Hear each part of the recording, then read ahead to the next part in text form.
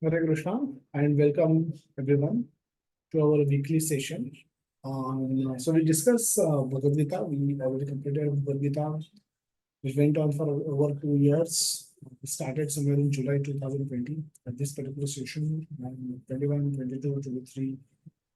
We concluded Bhagavad Gita and then we started with Nectar of Instruction, which we completed last Sunday. And from today, we will start discussing, we will start discussion on the Sri Upanishad, introduction and invocation part. That's what we will see today. And so we'll see the criticality of these books also. How these books are critical, why Prabhupada has given these books. We'll take a look back into the overall Vedic tradition that we all have, and then we move to introduction and invocation words we'll discuss today. This will be long discussion, so let's move forward very quickly. So Prabhupada has given us four primary books to study as part of Bhakti Shastra syllabus, and one of them happens to be Sri Isopanishad.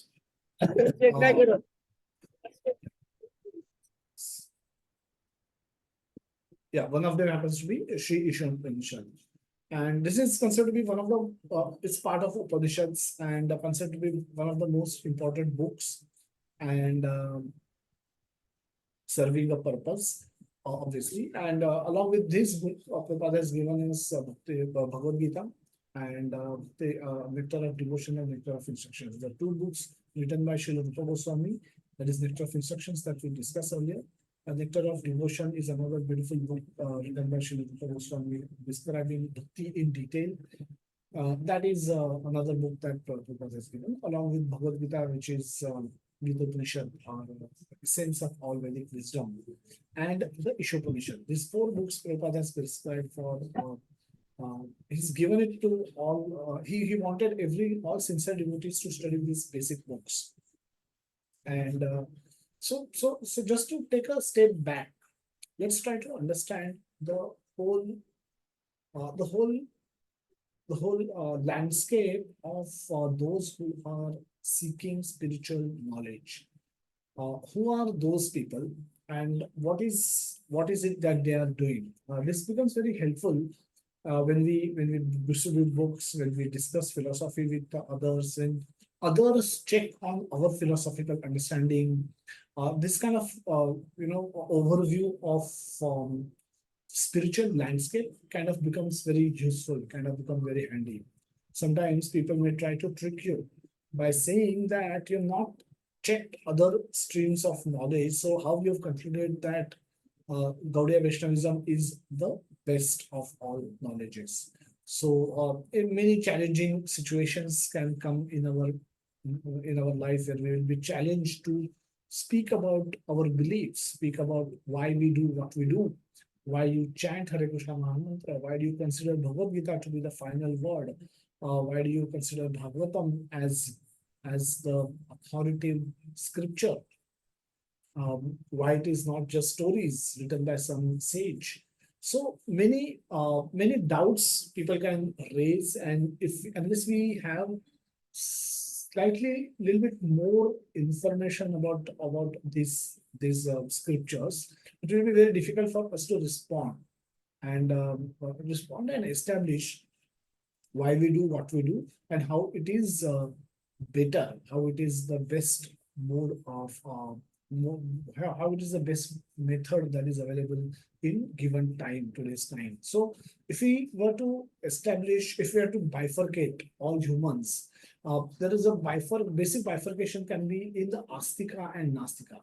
Astika in today's terms means that those who have faith in God, the conception of God basically, are called Astikas, and Nastikas are those who does not have any faith on any God.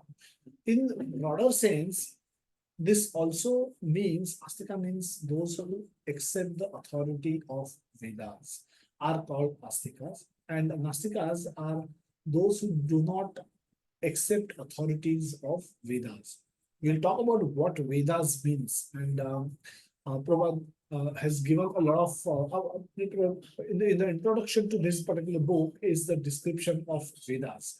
Prabhupada has spoken elaborately about Vedas and establishing their authority in one of the class that he gave in London temple, Radha Landaneshwar temple, and that lecture has been transcribed. The transcription of that lecture is used as part of as introduction to this particular book. That's why we are going backwards and we are discussing the different streams of spiritual knowledge that is currently available and being practiced by various people. So we have two basic bifurcation in Astikas, those who have faith in Vedas, and Nastikas, those who don't have any faith in Vedas.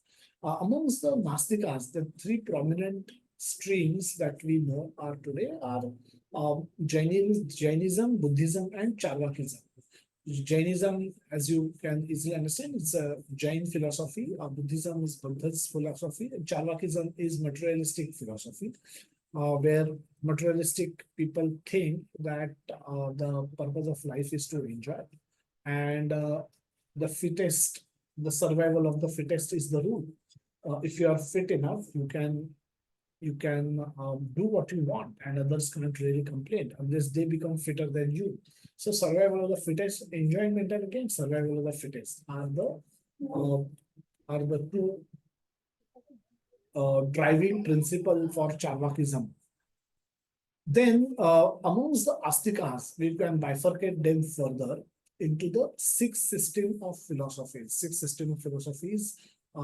They are Sankhya philosophy. This is propagated by Kapila Muni of Srimad Bhagavatam, third canto. This particular philosophy section is provided or available.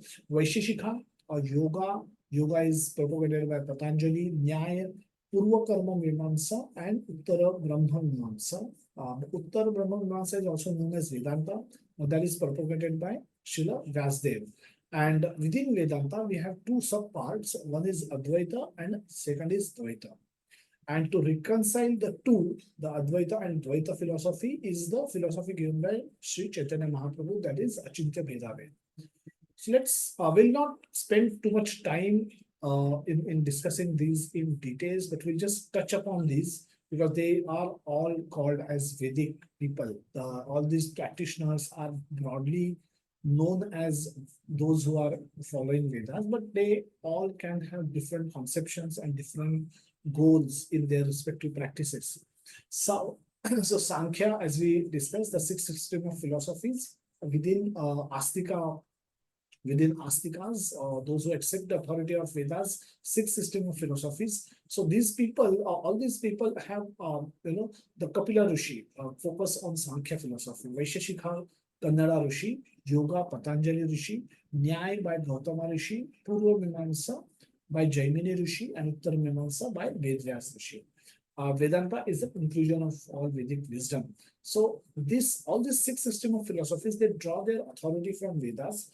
They take some portion of Vedas which is suited or which is in line with their own proposition, and they use that to present their own proposition. So the focus is not to present Vedas as they are, but the whole effort is to establish their proposition with using some Vedic context. So these are not complete. They don't really give complete in one sense. So they present their personal viewpoints with Vedic backing. That's all probably we can say. Vedanta is the conclusion of all Vedic wisdom. Vedanta is more authoritative. That was presented by Srila Vyasdev. So Bhagavad Gita is considered to be a subset of that. Sense of all Vedic knowledge is presented in Bhagavad Gita. Krishna says in 15.15 that the purpose of studying Veda is to know Krishna. And Krishna is the knower of and the compiler of all the Vedantas. So Krishna appeared in his Sahityik avatar as Vyasdev, and then he presented he compiled all those Vedic wisdom into four subparts, and then allowed deputed each rishi to propagate each of those Vedas, and and ultimately became morose, became very unhappy. And then with the getting inspiration from Narada Muni, his spiritual master, he wrote Srimad Bhagavatam, glorify Lord exclusively, and then he became peaceful and happy. So the Prasthanatraya in Vedanta, we are going in deep inside the Vedanta philosophy. So here the Astika Nastika is the basic bifurcation. Amongst Astika, the six system of philosophies within Vedanta, we have Advaita and Dvaita. And now within Vedanta, we will discuss the Vedanta, what all is included in the Vedanta. The Advaita is a basic bifurcation, but they all accept these three Prasthana Praya. Or Prasthana Praya also means that it means the three primary sources of authority. One is called Shruti, second is called Smriti, and third is called Nyaya. Nyaya is logical inference. Shruti and Smriti, as the words are, Shruti is that what is heard. Vedas are all Smritis. Vedas include Samhitas, Aranyakas, and Upanishads. Smriti includes various Puranas. There are 18 Puranas, Satviki Purana, Devi Shakti Puranas, and then Rajasic Puranas, Tamasic Puranas, and then there are various kind of Sthala Puranas. Sthala Puranas glorify or give information about a particular place, particular dham. So there are many Puranas which are present, and so they are all part of Smriti. And Itihasas. Itihasas primarily include Ramayana and Mahabharata. So the difference between Shruti and Shruti is what is heard.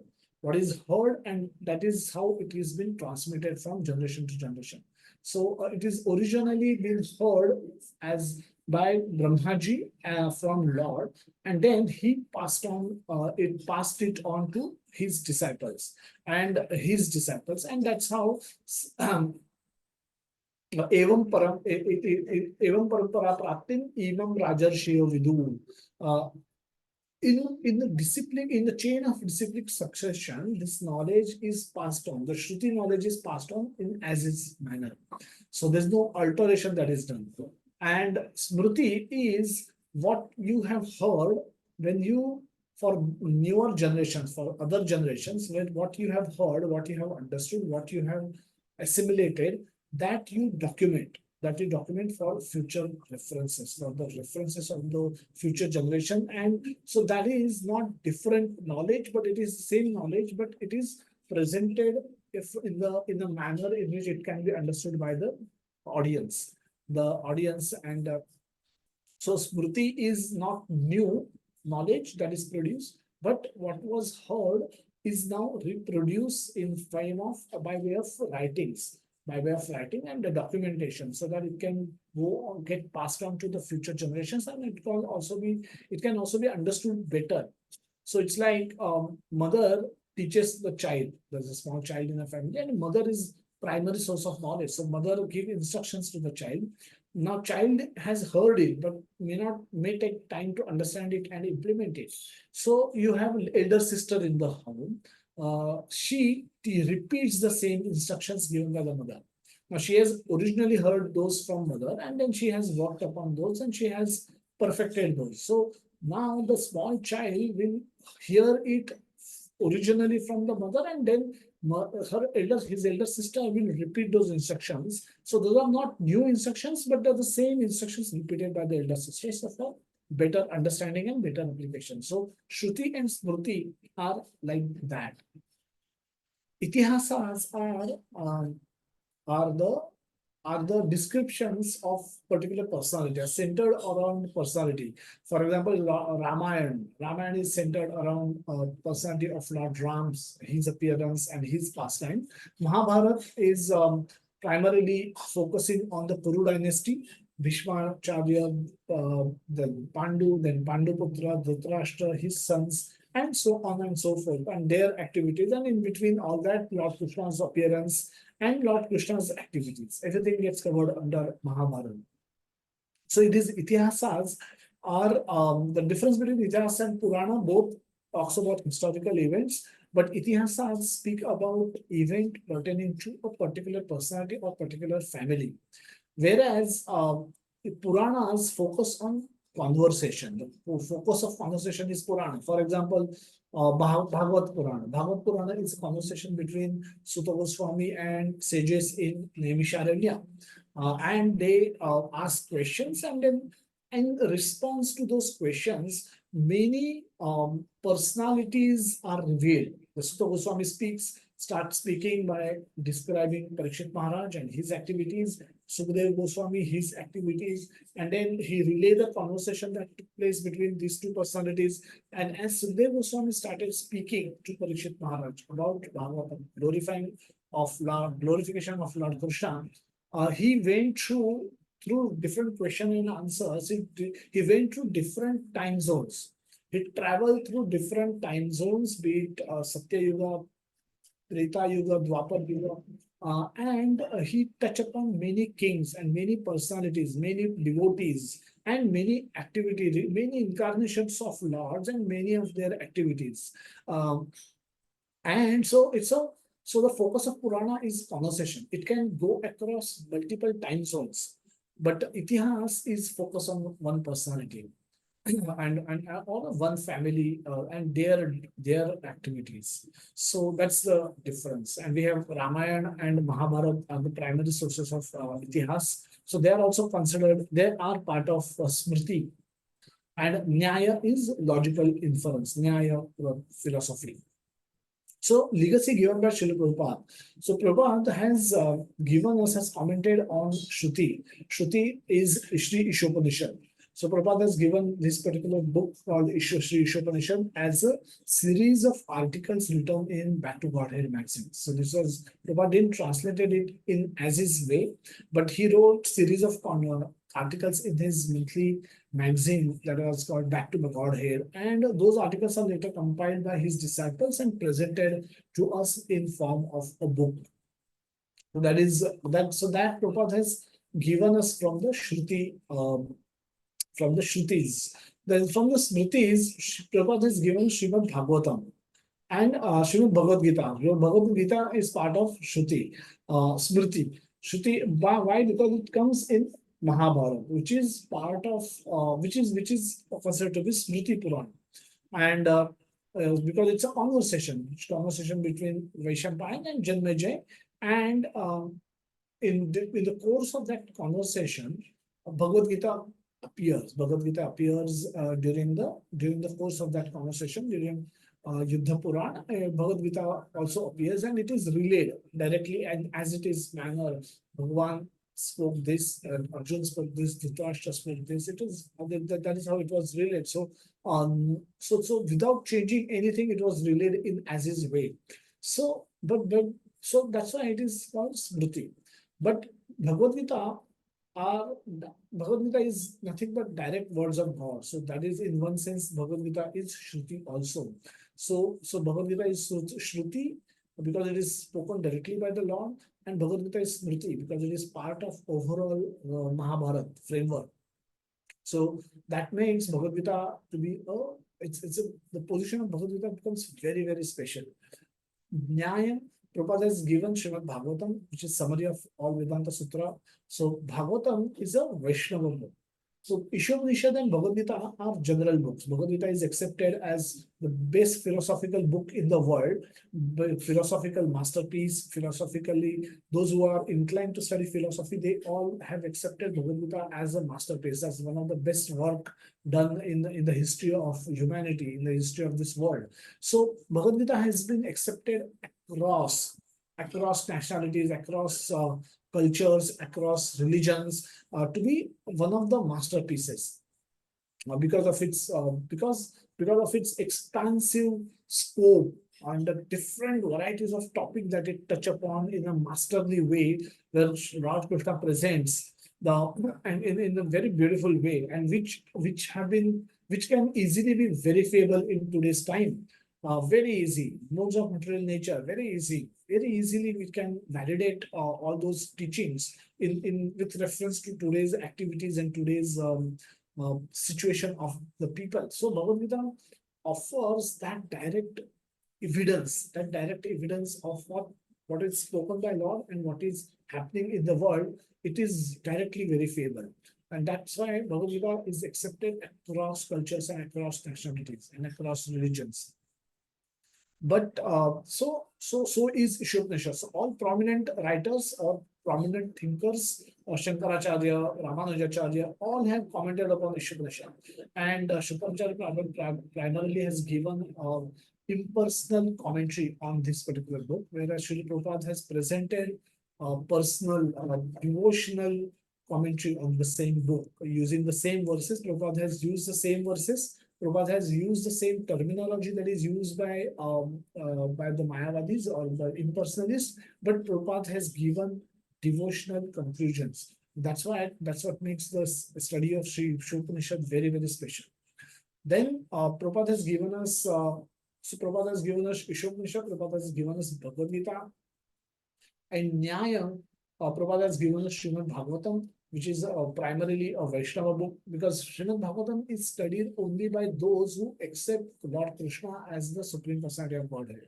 So they have crossed those milestones that whether God exists or don't exist, is this world working automatically, or this world has a creator and a maintainer, and nature is nature God, or is nature is also under somebody's supervision. So these people, all these people who start reading Srimad Bhagavatam, they have crossed all these hurdles, and they have come to the conclusion that yes, Bhagavad Gita, the Lord Krishna is the Supreme Personality of Godhead. Now he has a form. He is not impersonal Brahman. He's everywhere, but he's also at his place, in his abode, and he is person and he is personal. He's reciprocal. So with these conclusions only, somebody can then start studying Srimad Bhagavatam. So Srimad Bhagavatam is called a Vaishnava book. Now Bhagavatam glorifies Lord Krishna and his activities, but Bhagavatam does not touch upon the topic of Madhurya Bhakti, of Lord Chaitanya, of Lord Krishna, and of how Lord Krishna is thinking, how Lord Krishna is willing, and how Lord Krishna is doing things. So those activities of extremely personal in nature to Lord Krishna. So it's like Sri Chaitanya Charitamrita is reading Lord Krishna's mind, is a reflection of Lord Krishna's mind. So Bhagavatam is reflection of his activities, and Chaitanya Charitamrita is reflection of his mind. What Lord Krishna is thinking, that is presented in the Chaitanya Charitamrita. So Chaitanya Charitamrita is Gaudiya Vaishnava Siddhanta book. This particular book presents a Gaudiya Vaishnava Siddhanta, which is amongst Vaishnava culture also, which is considered to be the topmost. Any system of philosophy, any religion that that people may accept, it should have two things. It should have sadhya and it should have sadhana or sadhan. So, for example, if you want to go from Mumbai to New York, so one is you should know why you want to go to New York, and then you should go how you will go there. And what is so great about New York? What is so attractive about New York? For which is compelling you to leave the shore of India and going to New York, and how you will go there. What is the sadhana? What you need to do in order to get into New York? So these two things, every spiritual practice, every religion need to provide. And the legacy given by Srila Prabhupada is sadhya is Krishna. That is the ultimate goal to be achieved by performing sadhana bhakti, Vaidhi sadhana bhakti, that we have to attain Krishna, we have to achieve Krishna. So sadhya is Krishna, sadhana is bhakti. What is the process to be followed to achieve my goal? That is bhakti. So by practicing bhakti yoga or devotional service, we will be able to achieve our sadhya, our goal, that is Krishna. So Sri Isopanishad establishes that the absolute truth is a person. By when we study the verses, we'll come to know that it does not, there is no reference to Lord Krishna in this entire book. And Prabhupada also avoids mentioning Lord Krishna in the purports of this book also. So this book, as I said, is used by the Mayavadi impersonalists to establish impersonalism. They think this book is impersonal book. This book, Isopanishad, propagates impersonalism, whereas Prabhupada has used the same verses, used the same terminology, and concluded that Ishopanishad actually establishes bhakti principle, devotional service. So Ishopanishad points towards the fact that the absolute truth is the person. Not absolute, it's not even referred to as supreme personality of Godhead, because the whole dispute is between whether that absolute truth is a person or no, no, he's not a person. And there are many systems of philosophies who believe that absolute truth is not person. So absolute truth is Brahman. Brahman means it does not have any form. There is no formless. He is formless, and therefore absolute truth cannot be caught in any picture. So even if you may use some picture, some deity at the beginning, and it can be any deity, but you need to remember that you need to go beyond the deity. That's some kind of a teaching of the impersonalism. So Ishopanishad, in fact, establishes that absolute truth is a person, and Bhakti points that the Bhakti is the means to achieve that purpose.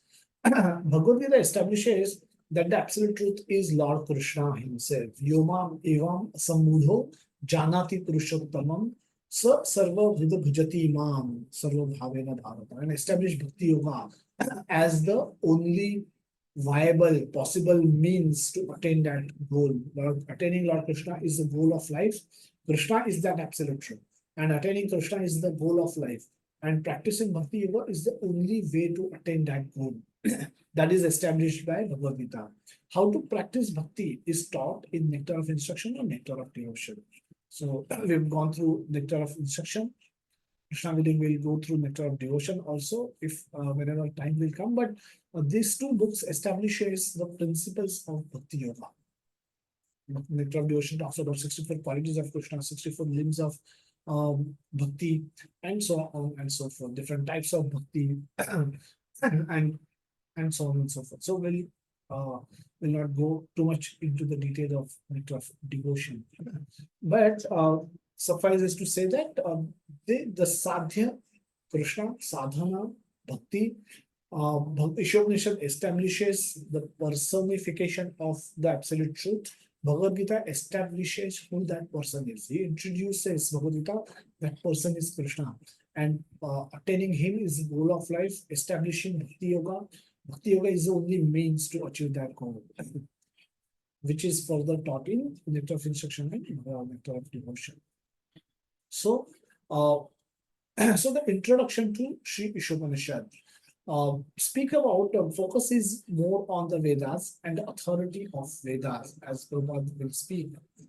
The general perception amongst people is that the scriptures in today's modern time, the scriptures are not required.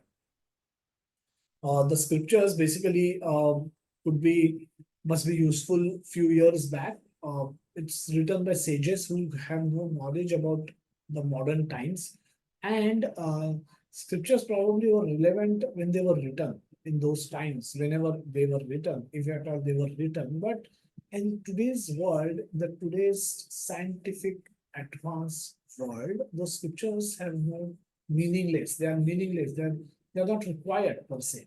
So that is the general perception present amongst the people. That's why we don't see people taking Bhagavad Gita as they postpone reading of Bhagavad Gita, because they think Bhagavad Gita is something that you need to read when you have nothing else to do. And that is the time when you will probably retire, you will not have power to see, you will not have, your brain will stop functioning, you will have 100 pills you will be taking for survival. You, you lost the taste, you lost the smell, and in that old stage, maybe you'll have nothing else to do, so you will study Bhagavad Gita in those times. But and that thinking like that, postpone. They say we have no time to understand Bhagavad Gita. So this is the general people, because people don't understand the significance of scripture, and they think it's not very important. What is more important for them? To earn money, to earn education, to get degrees, to add zeros in their salaries, to multiply their wealth, to have to multiply their avenues for enjoyment, to and to protect that enjoyment. So this is where all their energies are directed, and hence they consider scriptures as something that is not required, that's not necessary. And so just like, however, that's not the case. Just like we need sun in all times, we needed sun. Respective sun was present in Satya Yuga, Treta Yuga, Dwapar Yuga, and sun is also present today. So sun, need for sun is universal and eternal. So we depend on sun for light and heat, and that we only can get from the sun. Everything else, the electricity, the water, everything else is conversion of sun's energy into electricity and into water and into any other means that we today use. But original source of energy is sun only.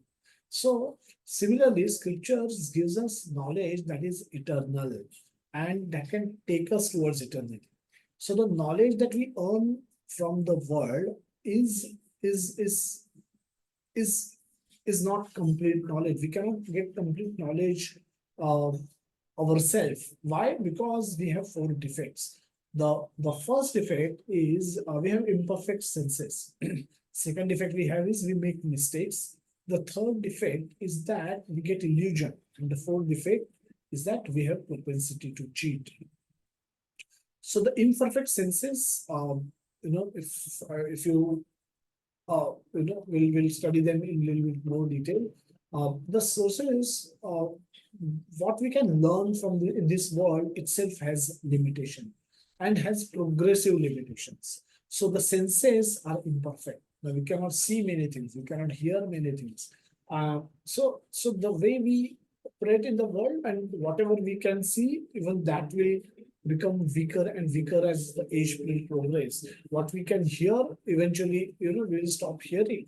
So our senses are actually very much imperfect, and so hence we cannot perceive reality, material reality, what to speak of spiritual reality.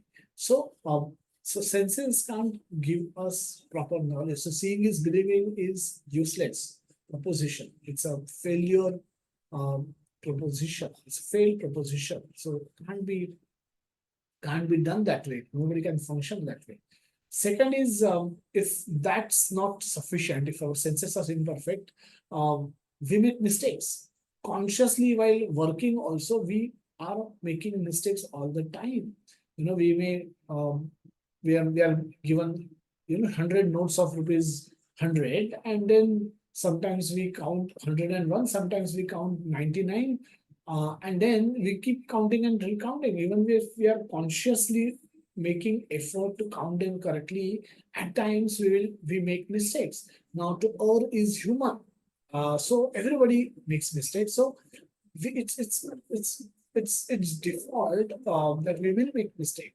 As long as we are doing something, there's great possibility of we making mistake all the time. While working consciously, while thinking that I'll not make mistake, we can still go and make mistakes. So we make mistakes. We get illusion. Unconscious bias work upon our mind, and then we can't perceive reality properly. So, if, for example, if you have eaten a sweet, very sweet rasgulla, and then on top of it, if we eat some other sugar, some other less bitter sweet, then we cannot perceive the sugar in that sweet. We'll say that because of the stronger sweet taste of gulab jamun, which we ate before, the second sweet that we will eat will not taste sweet for us, even though sugar is present. So we get illusion. And then worst is, now the first three, we don't have any control. Every person is subjected to that. Every person has imperfect senses. Some may have, some faculties are stronger, some are weaker, but everyone makes mistake. Everyone has imperfect senses. Everyone makes mistakes, and every one of us can get illusion. And on top of it, if these three are not enough, they are not They are not in our control. They just happen. And if that is not enough, we have propensity to cheat. I have one of the American comedians once said that I have already made up my mind. Don't confuse me by giving facts. This is our propensity to cheat. What if I don't know fact, then on what basis I have made up my mind? I have made up my mind based on my pet belief. My my pet belief, whatever I like to believe, I have already made up my mind basis that. Now, if you give me facts, you will force me to change my beliefs. I don't want to do that. So I don't want facts. So don't confuse me by giving facts. That he just presented it in a humorous way. What we generally see, people already have made up their mind. People think that they know, but when they don't know, and they are unable to accept explanations from us, from others, which can help them come out of their illusion. So they have propensity to cheat. They want to doctor their um, things in such a way that their pet belief becomes victorious. So we'll see this with reference to the evolution of this world, spiritual, of this material world. In this world we don't see, we have because we have limited senses, we cannot see God. Now Prabhupada, um, can we see God? Prabhupada used to answer this question in differently in different occasions, and many times he said that Krishna is right here. You don't have eyes to see him, therefore he is not visible to you, but he is visible to me. I am already seeing Krishna all the time, and many times he said this. Now what it means is, because we have material senses, we have limited senses, we cannot see God. And then we make a, on top of it, we make a mistake assuming that there is no God. Because we can't see him, we believe that there is no God, there is no creator, there is no God. Everything has come up on its own. Everything is, and that's what is being propagated as well through books in the schools. So, so this we make a mistake by drawing such a conclusion, because our senses are imperfect. We cannot see the presence of God. Because we don't see, we make mistake further by assuming there is no God and everything has happened, has come up on its own, maybe from a big bang. And third is, we get illusion. We see us and we see monkeys. And monkeys scratch its head and we also scratch our head. Monkey can make faces, we also make faces. So there are many similarities in monkeys and human. And then we see that and we draw conclusion that humans came from monkeys. Maybe they got bored of walking on 4 feet, so they stood up on two, the tail, and the moment that happened, the tail fell off, and then these monkeys became humans. Now there's considerable difference in the way a monkey can function. If you can keep a monkey in alive for thousands and lakhs of years, it will never become human. So, and human also cannot become monkey again. So that's utter nonsense. That the whole theory is utter nonsense. The monkeys existed, and humans also existed, and fishes also existed, birds also existed. All animals comes out of the pore of Lord Krishna, Lord Vishnu, simultaneously when he think about creation. When he wants to create, everything comes out. That's how Bhagavatam explains us the process of entire creation. So we get illusion like that. Then we have cheating propensity. We deny evidence available in the Vedic scripture to maintain our pet belief. We don't want to change our pet belief. Everything came from a big bang. Now, scriptures may give evidence and may give detailed explanations to as to how the whole thing got creation, how the whole creation was made, and who is responsible for that. But we will ignore that so that we can continue with our pet belief that the world is come up on its own. There was a big bang and the whole thing came out of that bang. So I can continue to believe in my pet belief. So I will reject the scriptural evidence that is available. Now, because of these four limitations, four defect, everyone has limitation. By we by ourselves cannot acquire perfect knowledge, and hence we need other sources of knowledge, which is Vedas, which is scriptures. Vedas is the word has multiple meanings. The way it is used in the context in which it is used, the meaning can change. So Vedas in general sense means knowledge. Veda literally means knowledge, and all knowledge. Prabhupada comments in the introduction that Vedas means all knowledge, everything, be it material, be it spiritual. You can term it as Vedas, but that's a very generic description, generic understanding of the word Vedas. So Vedas in average sense means Vedic literature. Now it doesn't just in a strict sense, in a restrictive sense, Vedas only means those four Vedas. But in general, average sense, Vedas are more liberal. Actually, it means any kind of Vedic literature. Vedic means those who accept the authorities of Vedas. Non-Vedic is like Islamic, Christianity, religion, those who don't accept the authority of Veda. So, Vedas are superior to Pratyaksha and Anuman Praman. So, there are three ways in which, again, we can learn Shabda Praman, Pratyaksha Praman, and Anuman Praman. And Vedas, which are words of God, Shabda Praman, are superior to Pratyaksha and Anuman. What do you mean by Pratyaksha? Pratyaksha means what is empirical. It's also empiricism or empirical. Empirical means what can be learned by direct sense perception. What can be touched, you can smell, you can feel, you can you can hold, you can see, whatever you can experience by your senses, that is called empirical or protection. Now, some people think that is the only source of acquiring valid knowledge. Now, that is not correct. Second is Anuman. Anuman means rationalism. Rationalism is logical inference based on some observation. And that inference need not, it's not pratyaksha, but it is inference in nature. You infer, see some facts and then infer and get more knowledge.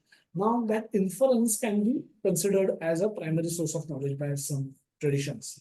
Now, Vedic knowledge is the knowledge given by Veda is Shabda Praman, which is superior to both Pratyaksha and Anuman, because Pratyaksha and Anuman both involve our use of our senses, and because they are imperfect, they are not perfect. Whatever knowledge that we can acquire, observe by using those same senses is also imperfect. So Vedas originates from God. Vedas are words of God, and God Krishna does not have any of these defects, and hence Vedas give pure knowledge. There is no defect in in that knowledge. The way it comes uh, out of the mouth of the Lord, the same way it is heard by various sages, and the same was documented by Srila Vyasdev, who is none other than incarnation of God. So there's no loss in the entire journey of this knowledge. There's no loss because it originates from Lord. It gets documented from by the same Lord, and when he appears as Ved Vyas, and then it's been propagated by his various disciples who are also the plenary portions of Lord Krishna. So the same knowledge comes in the disciplic succession to us, and that's how fortunate we are. We are studying the most pure philosophy, the most pure conclusions that are available in the Vedic history, the Vedic entire Vedic canon. So, because the only way. Why is Vedas superior? What is so special about them? Is the only way to know about spirit, the spirit soul, the spiritual world. We belong to that world. The goal of life is to go to that world. All this kind of knowledge is only available in Vedas, in the conclusion of Vedas, not available anywhere else. No scientist has yet been able to prove the existence of soul, what to speak about the existence of spiritual world, and to what to speak about going there. And nobody has that advanced knowledge using pratyaksha and anuman praman could have developed any of that knowledge. So that's why that's the significance of Shabda Brahman. It can give us completely different dimension that opens up in front of us if we choose to exercise our intelligence on the Shabda Brahman. Vedic knowledge sometimes seems to agree with Pratyaksha and Anuman, and sometimes it seems to disagree because Vedic knowledge is transcendental uh, to the Pratyaksha and Anuman both. So there is spiritual world which is beyond this material world. There are many planets, and the topmost planet is Krishna. Within spiritual world also there are many planets, and the topmost of those planets is Krishna Loka. God, who is Krishna, is a blackish blue boy playing flute, wearing a yellow dhuti, wearing a peacock feather in his on his head. Now, and he's performing various leelas, various pastimes with his friends, with his girlfriends, with his parents, and his various devotees. He's reciprocating with various devotees in the way they want. Now, this kind of a knowledge is beyond the scope of any telescope, any microscope, any rocket, or any other scientific means today that we have to acquire knowledge. And so this can only come from scripture. So this is that's the that's the importance of the scripture. The Bhagavad Gita Bhagavatam teaches that the Krishna is the ultimate goal to be achieved in human form of life. This teaching is not available anywhere else. So this way Prabhupada has given in detail the importance of Vedas in the introduction to Isopanishad. So we'll study first verse of Isopanishad. Now this is not part of mantra as Isopanishad mantra, but it's a very sweet word. It's a Vedic verse, and Prabhupada has kept this verse right at the beginning of Shri Isopanishad as an invocation. Invocation is offering prayer to Lord, offering remembering Lord before we set on the journey to study Isopanishad verses. There are 18 mantras in Isopanishad, but this verse is placed at the beginning of all those mantras so that we can study this verse and then we can progress towards the understanding of Isopanishad. So this is a very beautifully constructed verse, and as I said, it's a Vedic verse, not part of Isopanishad per se. Prabhupada has used it. It shows how significant this verse is. This verse says, invocation, Om Purna Adaha Purna Purnam Idam Purnat Purnam Udachyate Purnasya Purnam Adaya Purnam Eva Vishishyate. Om Purna Adaha Purna Idam Purnat Purnam Udachyate Purnasya Purnam Adaya Purnam Eva Vishishyate. So Prabhupada writes in the translation that the personality of Godhead is perfect and complete. And because he is completely perfect, so he is just twisting the words. That personality of Godhead, the personality of Godhead, Prabhupada writes uh, the translation itself by calling him as personality of Godhead. So he's smashing the claim of impersonalists that this God can be also be impersonal. God cannot have form. So he's smashing that belief in the first sentence itself that the personality of Godhead is perfect and complete. And because he is completely perfect, all emanations from him, such as this phenomenal world, is giving a reference to this world. So Om Purnam Adaha. Purnam Adaha is reference. Adaha is the reference to the Supreme Personality of Godhead, or Bhagavan, or God, the absolute truth. The other is the reference to the absolute truth. Purnam Idam. Purnam Idam is the reference. Idam is the reference to the material world.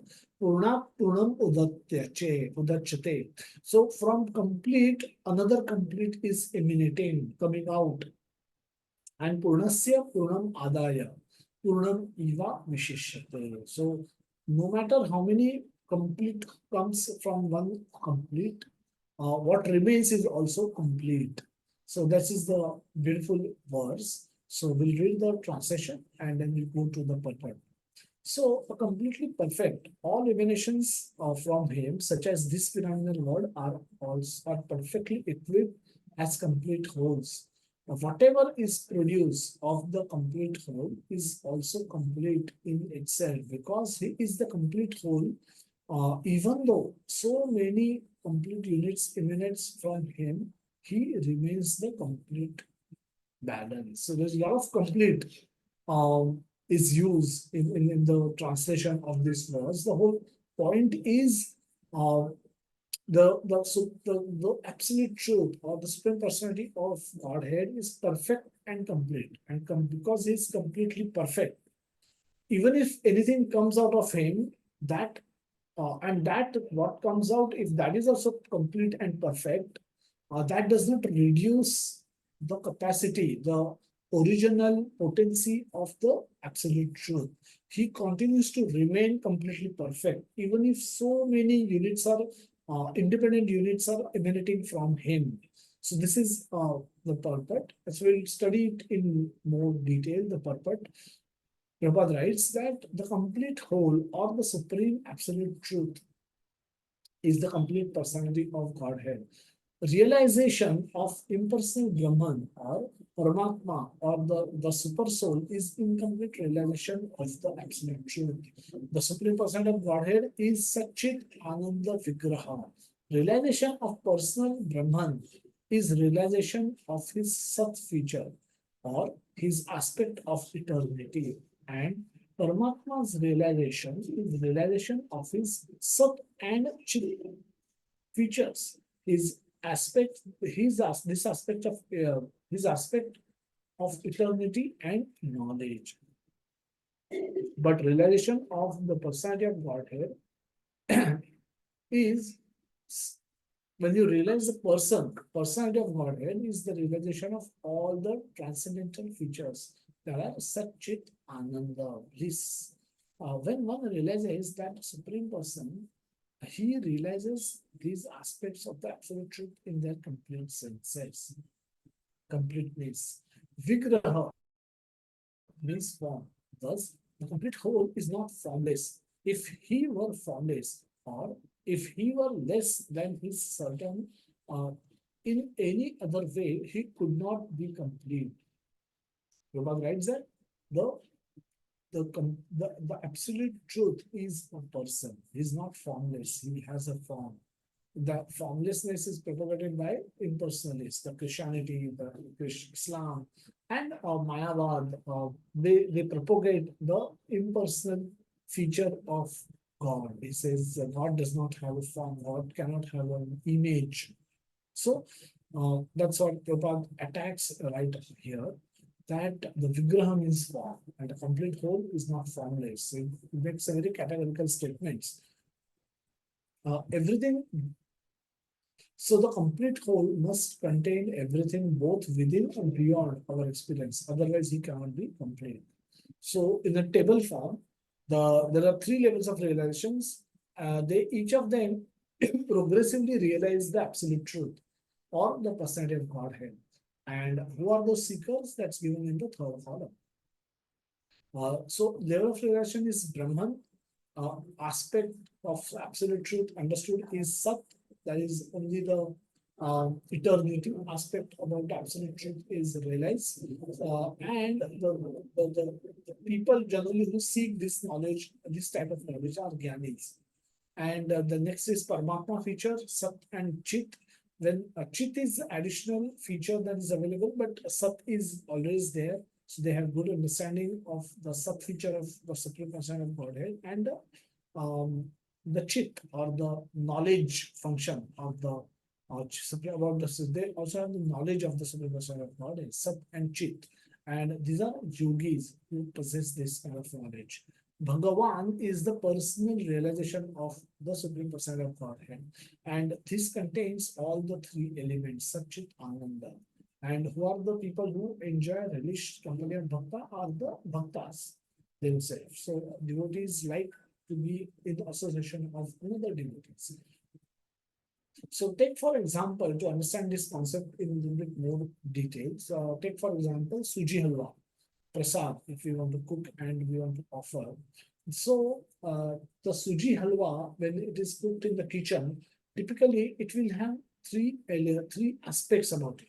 So that is when we when we roast that suji on ghee, and when that roasting is perfectly done, carefully done, then there's a fragrance that we get in the entire home. The fragrance is spreaded, even goes to the neighbor's home also in Mumbai kind of a city. So that fragrance can be compared to the Brahman realization that you cannot take a picture of that fragrance. It is available, but it is not limited. It is not complete understanding of the suji halwa prasad. So it's partial understanding. So when somebody become more interested and they inquire about the fragrance and the source of fragrance, they come to a form. They come and see a form of maybe a bowl of halwa kept, or a kadhai in which it is being cooked, or whatever it is. So now there is a fragrance and there is a sight is also there. So there's other knowledge is there of the absolute truth. So this is called Paramatma realization, and these are realized by yogis. First is by Gyanis, second is by yogis, and the third is when the third stage is when we are able to take a spoonful of halwa and put it into our mouth and experience the taste of that halwa. Now this is experiencing Bhagavan, experiencing, associating with Bhagavan, the Supreme Person of Godhead, and reciprocating him with him, and he reciprocating with us. Yayathamam prapadyante tam stathaiva bhajamyaham. That as one surrenders to me, I reciprocate accordingly. And the third stage is complete realization of the absolute truth, Bhagavan. And Bhakta realizes that the absolute truth is reciprocal, the full of joy, and he want to share that joy by performing, participating in Leela or pastime. So the complete whole, the personality of Godhead, has immense potencies. Yoga writes in the purport, beautiful purport. We'll quickly go through and then we will we'll try and take the questions and answer towards the end. So the complete whole, the personality of Godhead, uh, the complete whole, the personality of Godhead has immense potencies, all of which are as complete as he is. Thus, this phenomenal world is also complete in itself. This phenomenal world is nothing but his separated energy of Lord Krishna. So that's why even this world, Prabhupada writes, that is complete by itself. The 24 elements of which this material world universe is a temporary manifestation are arranged to produce everything that is necessary for the maintenance and subsistence of this universe. No other unit in the universe need make an extraneous effort to try to maintain the universe. The universe functions on its own time scale, which is fixed by the energy of the complete whole. And when you schedule, uh, when that schedule is completed, this temporary manifestation will be annihilated by the complete arrangement of the complete whole. You'll hear the word complete some more time. And so the whole the Upanishads are studied by very scholarly people, and they generally don't like things presented to them in a very simple way. They can find it very boring, so they want uh, this kind of intelligent discourse or intellectual discourse to happen, which can stretch their mind, which can stretch their intelligence, and then that's why we see enigmatic language being used in this kind of a book. And Prabhupada continue with the same theory. Prabhupada wants to present this book in the language in which it is generally liked by those who seek to understand Isopanishad. Gyanis, as we know them as. So Prabhupada is writing that nobody has to the this word which is the animation which is come out of the supreme whole, which is who is complete by itself, is also complete. This world is also complete. We'll see what that means. So Prabhupada writes further that all facilities are given to the small complete units, namely the living beings, to enable them to realize the complete whole. So even not only the spirit, the material world is complete. So the Supreme Lord is complete.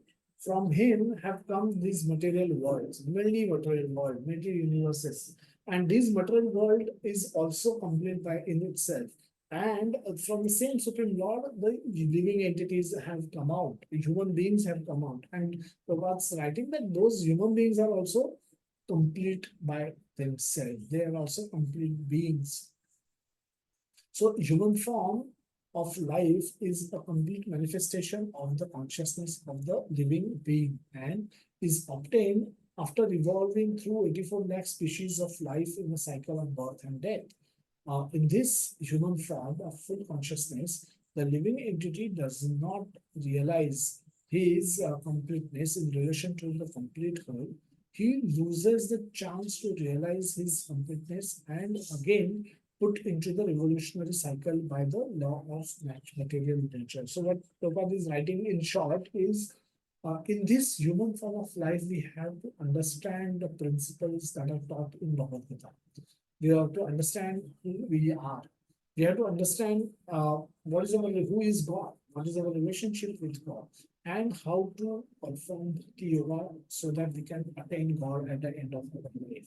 If we don't do this, then our life, human form of life, is wasted, and we will probably get downgraded to go into the animal and bird and insects and fish species of life.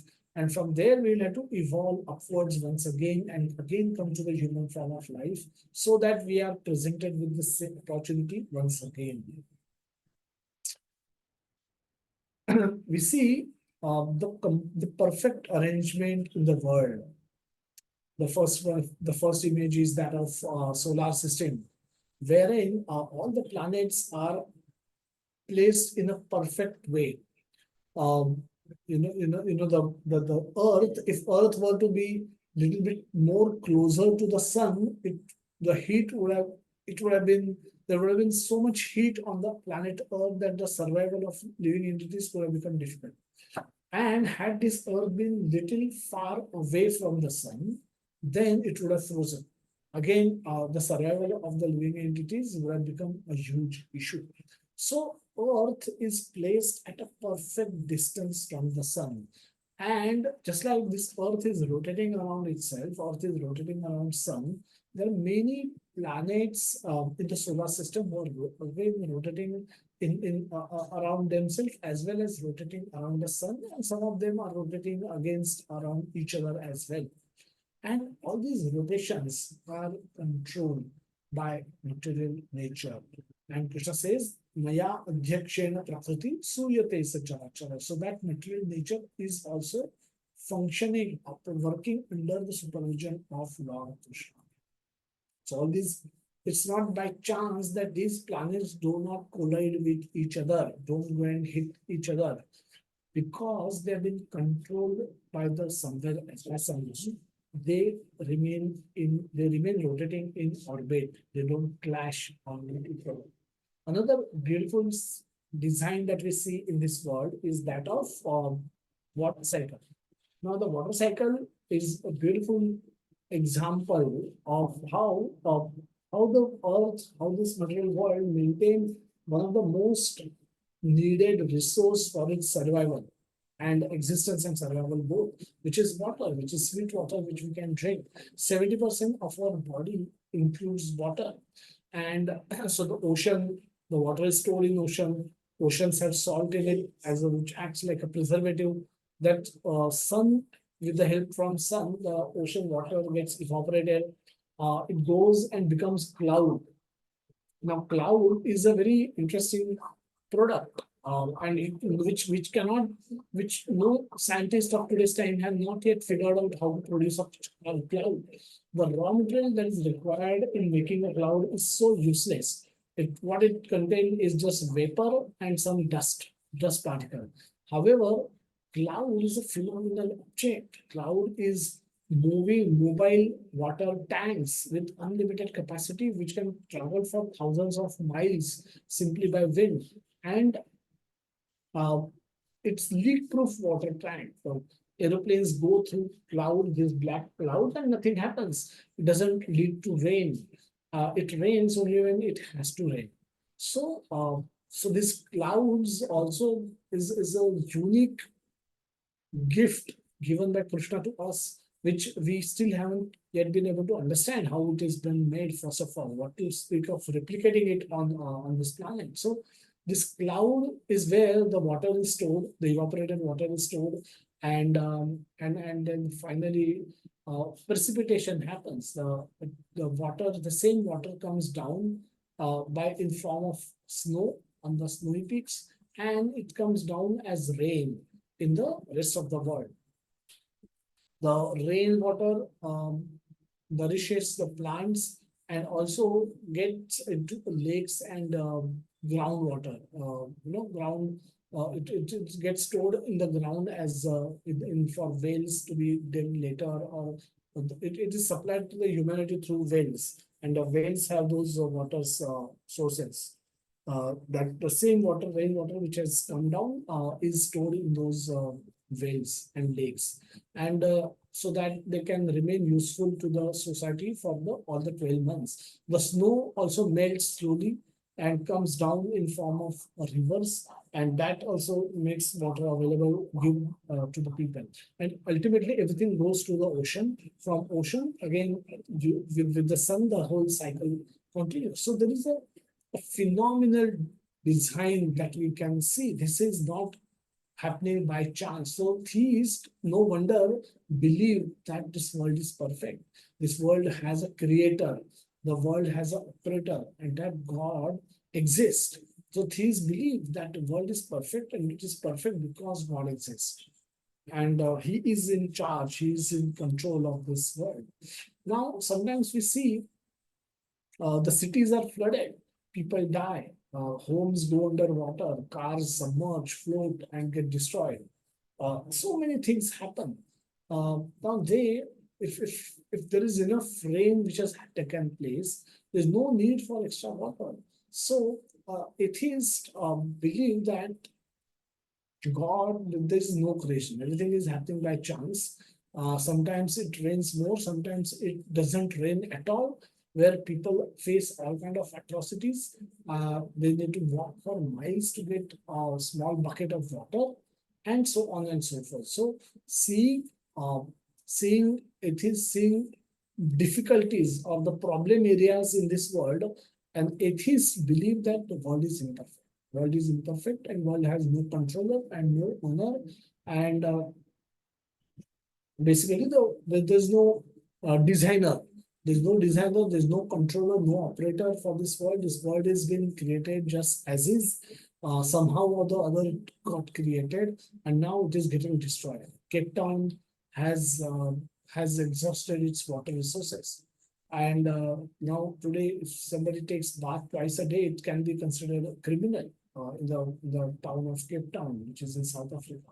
So atheists believe that the world is imperfect, whereas theists believe that world is perfect. Who, according to you, is right?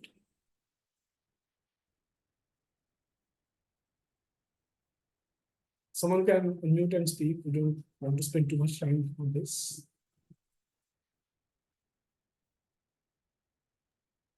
Hare Krishna, Prabhuji. Yes, Prabhu. As you earlier mentioned, Prabhuji, that they don't want to come out of their pet philosophy. So atheists being in that kind of arena, and then they think that, as per my logical interpretation, the world is imperfect because these kind of imbalancing things are happening. So they are not perfect because they are just taking shelter of their logical conclusion, and they are not trying to come to the karmic reactions or whatever scriptures are telling us that why these kind of events are happening. And as you shown the system of the solar system, and Lord Krishna says that Gama Vishyaja Bhutani Dharyami Amojsa. So there is perfect evidences that how these things are traveling. These are not happening at its own, but there is a perfect controller. So the theistic, they are believing that the world is controlled by the God is the perfect knowledge. And that is my very little understanding. Truly, Hare Krishna. Dandavata. Okay. Okay. Uh, yeah, let's go on. There are valid let's be fair. I mean, there are valid arguments from both the theist side as well as the atheist side. Now, if if the world has to be perfect, then there should be even rain everywhere. You can't leave some regions in drought and some regions get over flooded by water.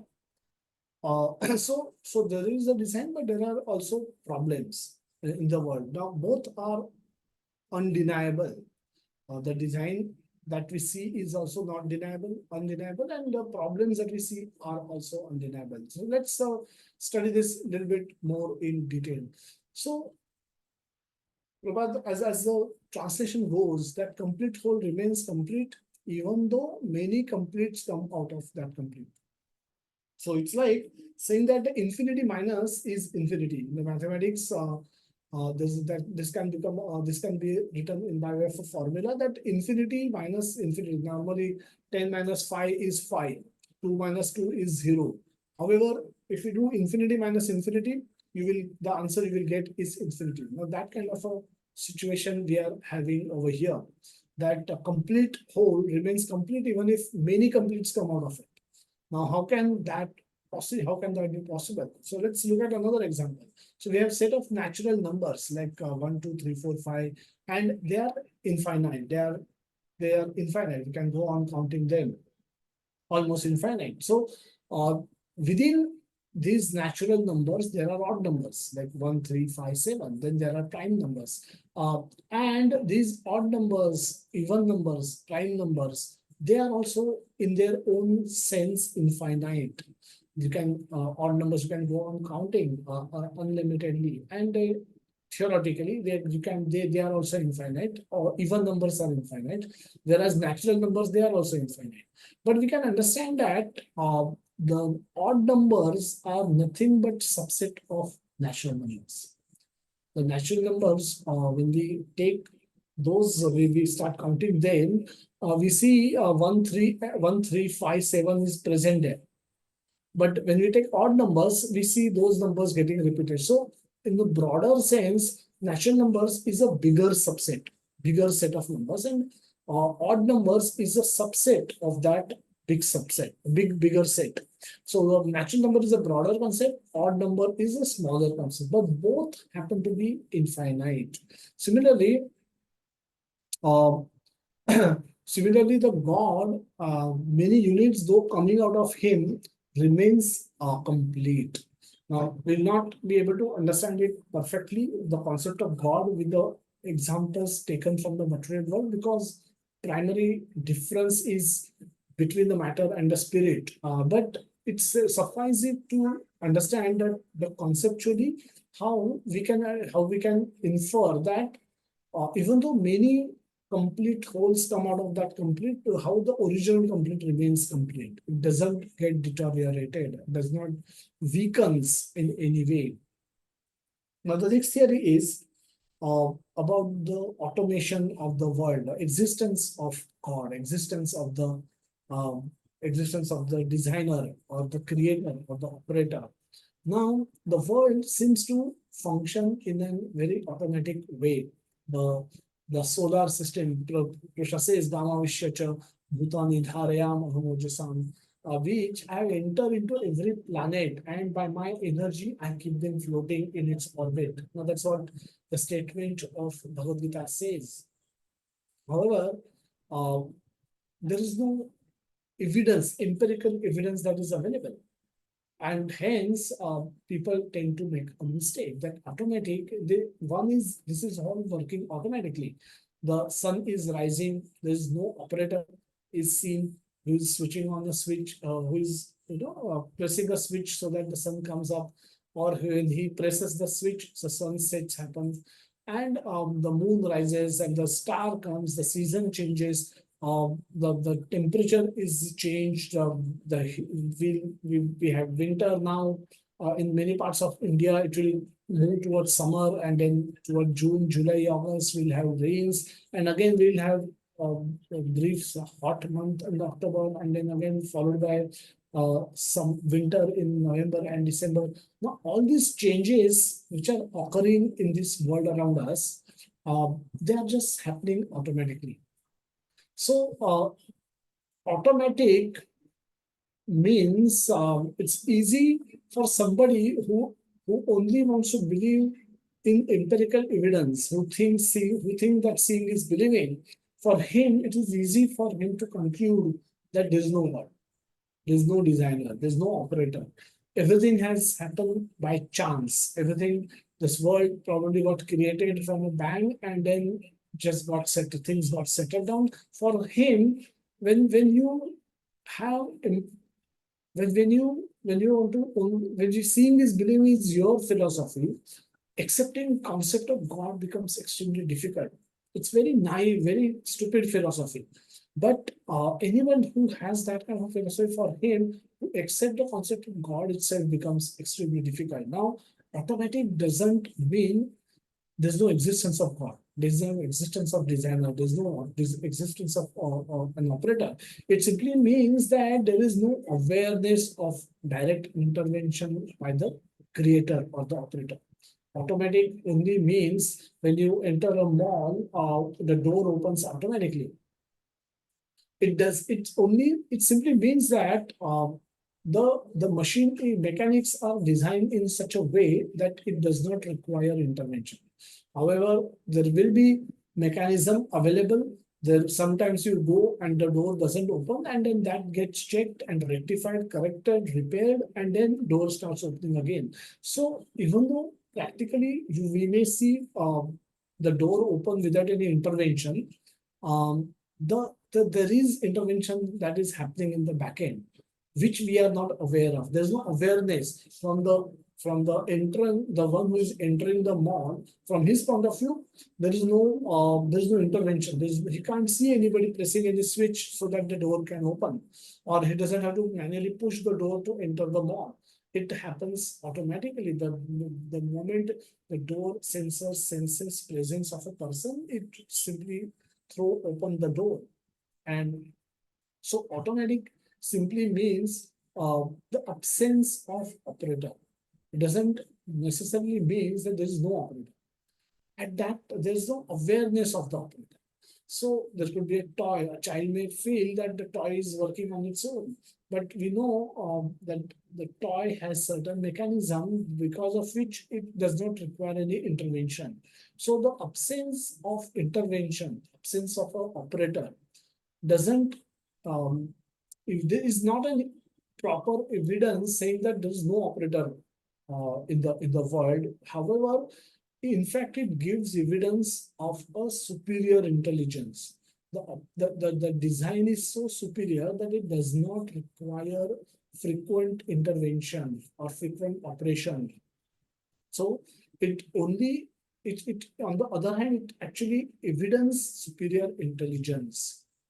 So similarly, whenever we want to evaluate any design, so similarly for this world, this everything is happening automatically only means that the world has been created by such an intelligent brain that it does not require any intervention from time to time. Now we know that the Krishna is in our heart, and Krishna as a super soul, and as a super soul, he is directing all the activities. However, that but that is again, there's no awareness of it. There's no empirical evidence available for that, which makes a person who does not want to believe that, he can get misled. So absence of operator only means the superior intelligence, superior design. And because this design is superior, it does not require frequent interventions. So whenever we want to evaluate a design, the design of this universe, of this material world, we have to use it with reference to its purpose. For example, this cell phone, if you want to write a book and you decide to use this cell phone of Nokia to write a book, this has certain limitations.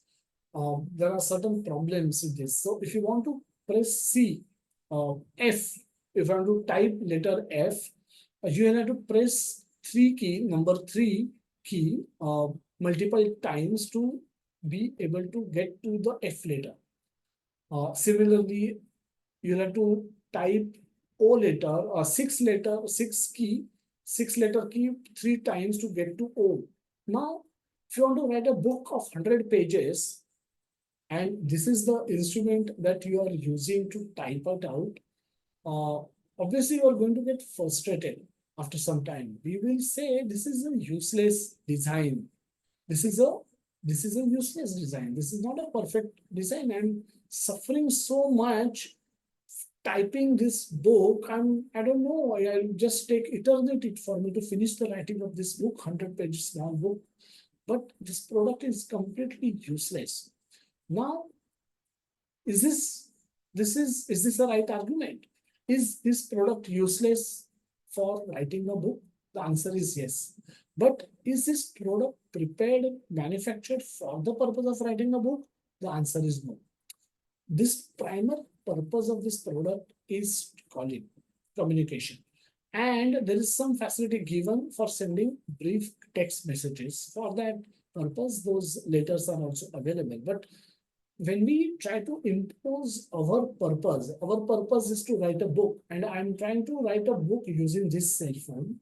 When I'm trying to impose my purpose on this particular machine, and when I try to evaluate its performance, I'm getting a wrong picture. I'm portraying wrong thing. It's completely nonsense. What my conclusions will be completely wrong because I'm not I'm not even trying to understand purpose of this instrument. I'm trying to impose my purpose on this instrument and then evaluate it and then get wrong conclusion. So I will call it stupid design and I'll be frustrated. We'll be frustrated using this device to write a book, but that's my mistake. That's a mistake of my conception. So if we think of this world is meant for our enjoyment, if enjoyment is the goal of our life, sense enjoyment, if that happens to be the goal of our life, and then if we look at this world, then we will see that this world has many imperfections. This world is completely imperfect for enjoyment. And there are so many mistakes that we can point out in this world, the design and the way this world is operated, which prevent us from enjoyment, which interrupts our enjoyment, which means this world is completely poorly designed, it's imperfectly designed. Because now what is happening is we are imposing our purpose on this world without understanding what is the purpose for which this world is created. Something similar to in the previous slide we saw, we want to write a book and we want to use this mobile phone for writing a book. The better option would have been to take a computer. But I'm trying to use this book for writing a book, which is my desire, without understanding the purpose for which this world was created, this mobile was created. Similarly, my purpose is to enjoy in this material world, and I am trying to impose my purpose on this world. Sometimes I get enjoyment. Most of the times I don't get enjoyment. And all my efforts for that enjoyment remains frustrated. And then whatever small enjoyment that I get does not last for a long time. It's neither as good as I have fantasized it to be, nor it is lasting. It doesn't last for a long time. Eventually, unlimited suffering comes upon me. I'm trying for enjoyment, but suffering comes and I suffer endlessly. And finally, it all culminates with death. Now, all of this prevents me from my executing my primary purpose, that is enjoy. To enjoy, but to enjoy is my goal of life, and all of these things prevents me from enjoyment. My senses are limited. I can't. My finances are limited. My bodily capacity is limited, and I just can't enjoy as much as I want. My desires are so many. I have so many wild conceptions of enjoyment. I have so many wild thoughts that I will enjoy like this. I'll enjoy like that. I have so many wild dreams, wild ideas for enjoyment, and my none of those I'm able to fulfill because all my efforts are frustrated. So, so if theist sees design and the functioning of this world, orderly functioning of this world, atheists see all the problems in the world, and both are right.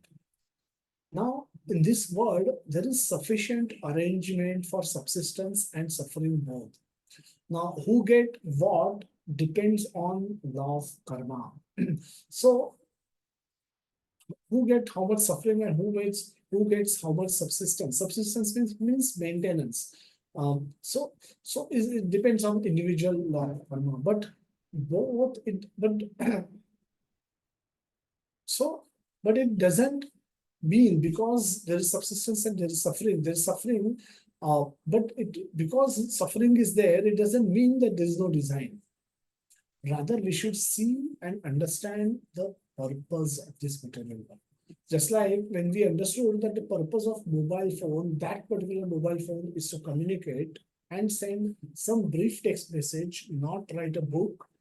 And then when we rectify our action, we use that phone only for calling and sending SMS. And then for writing a book, I take the computer. When I alter my actions, I am able to live peacefully with that instrument. Similarly, when I understand the purpose for which this world is created, I am able to align my actions to live in harmony with this world and avoid conflict and live peacefully and attain my goal. So the two places where we see the subsistence and suffering available, one is hospital and second one is jail. Now the hospital, there is subsistence is available, the food is available, the place to sleep is available, there are so many treatments are available. So people can live in hospital for 1 day, 5 days, 10 days, 1 month, 6 months, 1 year, and so on and so forth. So there are all facilities for survival are available. However, in hospital, there is also suffering. Various injections are given, IVs are given, various tablets are given, surgeries are performed, tests are performed. There is constant suffering that we experience in the hospital. And similarly, jail, there is subsistence. Somebody may get a 10-year substance sentence and goes to Yaroda Jail, Pune, and he will survive. At the end of 10 months, 10 years, you will, this person, if he's lived properly, conducted himself well, and not done any mischief, he will come out, he will walk out of that jail after 10 years, after completing his substance sentence. So for 10 years, he could survive in the jail, which means jail has necessary facilities for his subsistence. And the jail um, will also have a lot of sufferings. And he will be prevented from doing many things that he wanted to do, or he will get punishment for doing a lot of things that he should not have done. And so the constant suffering and some maintenance is available in the jail, whereas maintenance and available suffering is also available in the hospital. So what is the relevance? What is the relevance for this? For a material world is not perfect for sense enjoyment. So the sense enjoyment is a goal of life. For those people, this world is completely imperfect place. So for them, this world will appear to be like a jail. For those who have desire to enjoy, this world looks like a jail. For them, this world will be like a jail where there is enormous suffering, and some facility available for subsistence, but even that is not sufficient. Even that is not proper.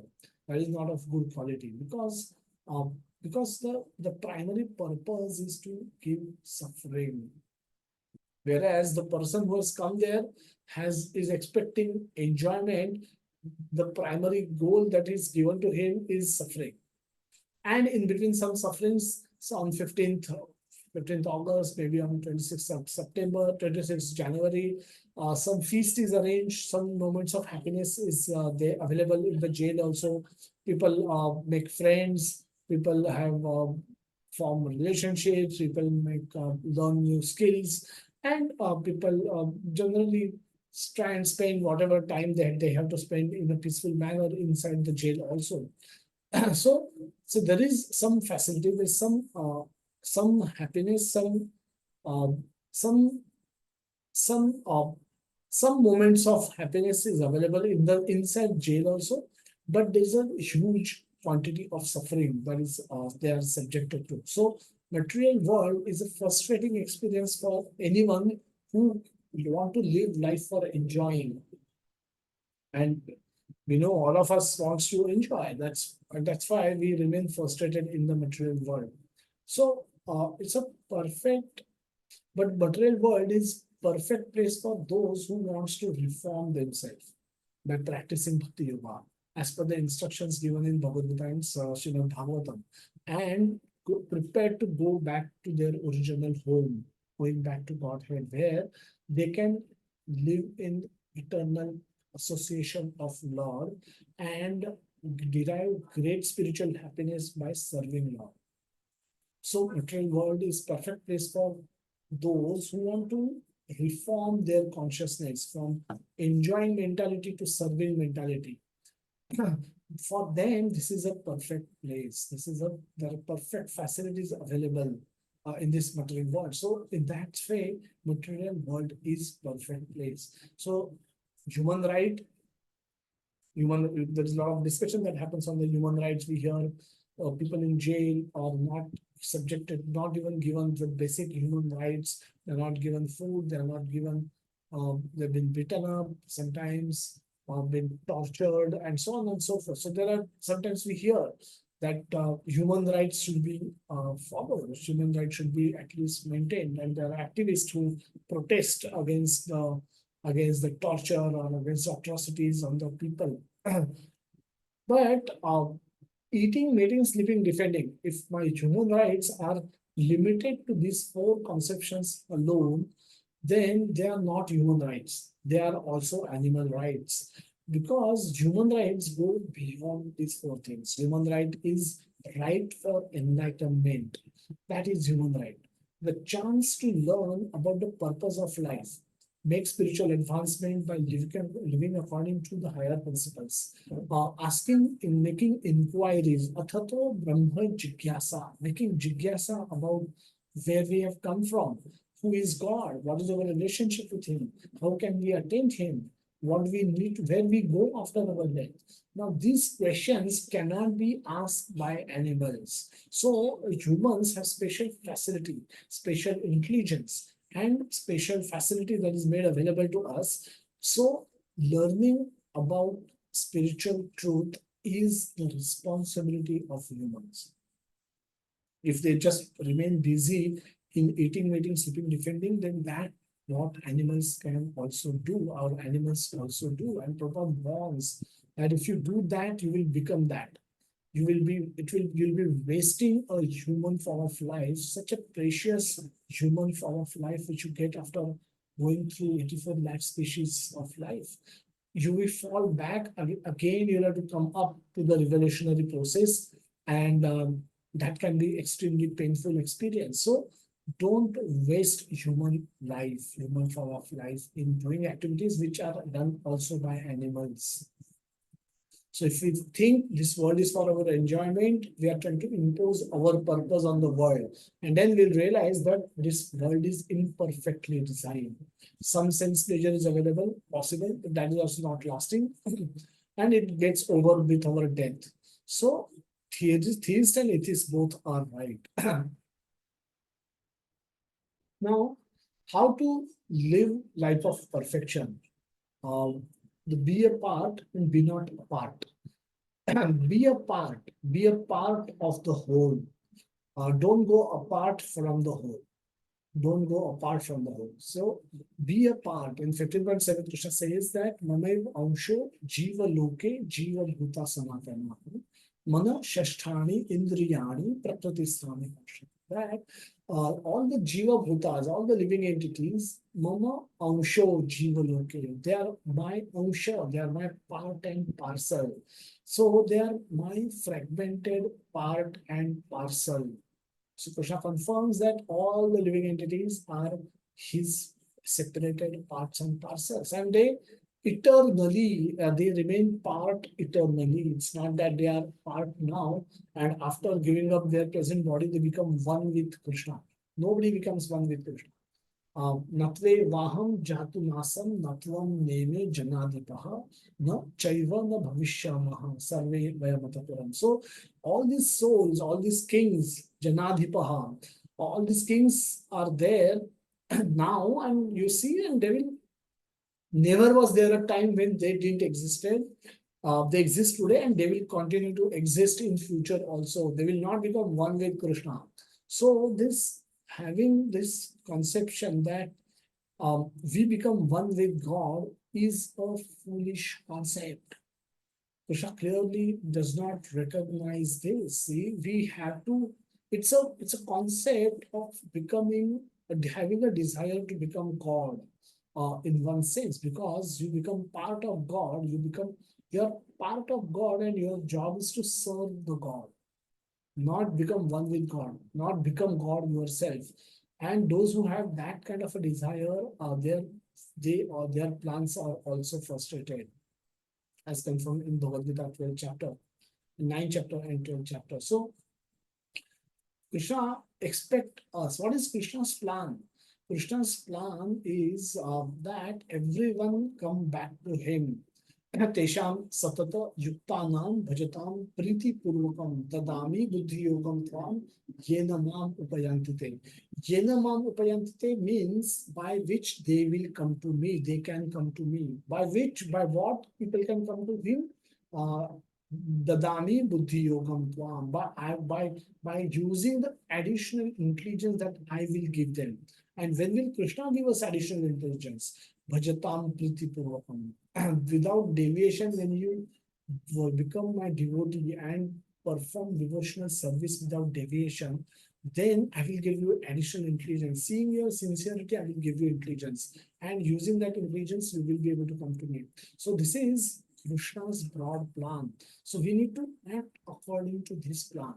We have to perform bhajan, priti purva, loving devotional service we have to perform, and we have to and that then we have to become eligible to get Krishna's mercy, Krishna's grace, so that we can become fixed up in our devotional service and go back to Krishna at the end of our life.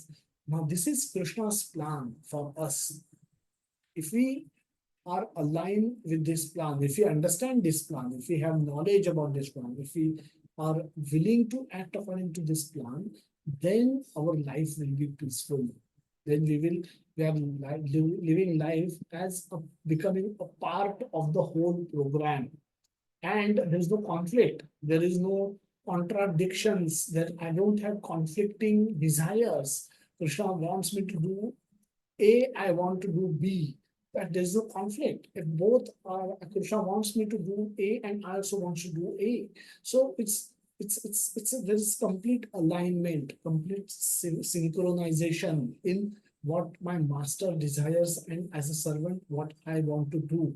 And then the conflicts are there are no conflicts at all. So one can live happily, peacefully, in accordance with the instructions given by Krishna. during the life, tasmat sarveshu kaleshu mam anusmarayutya cha.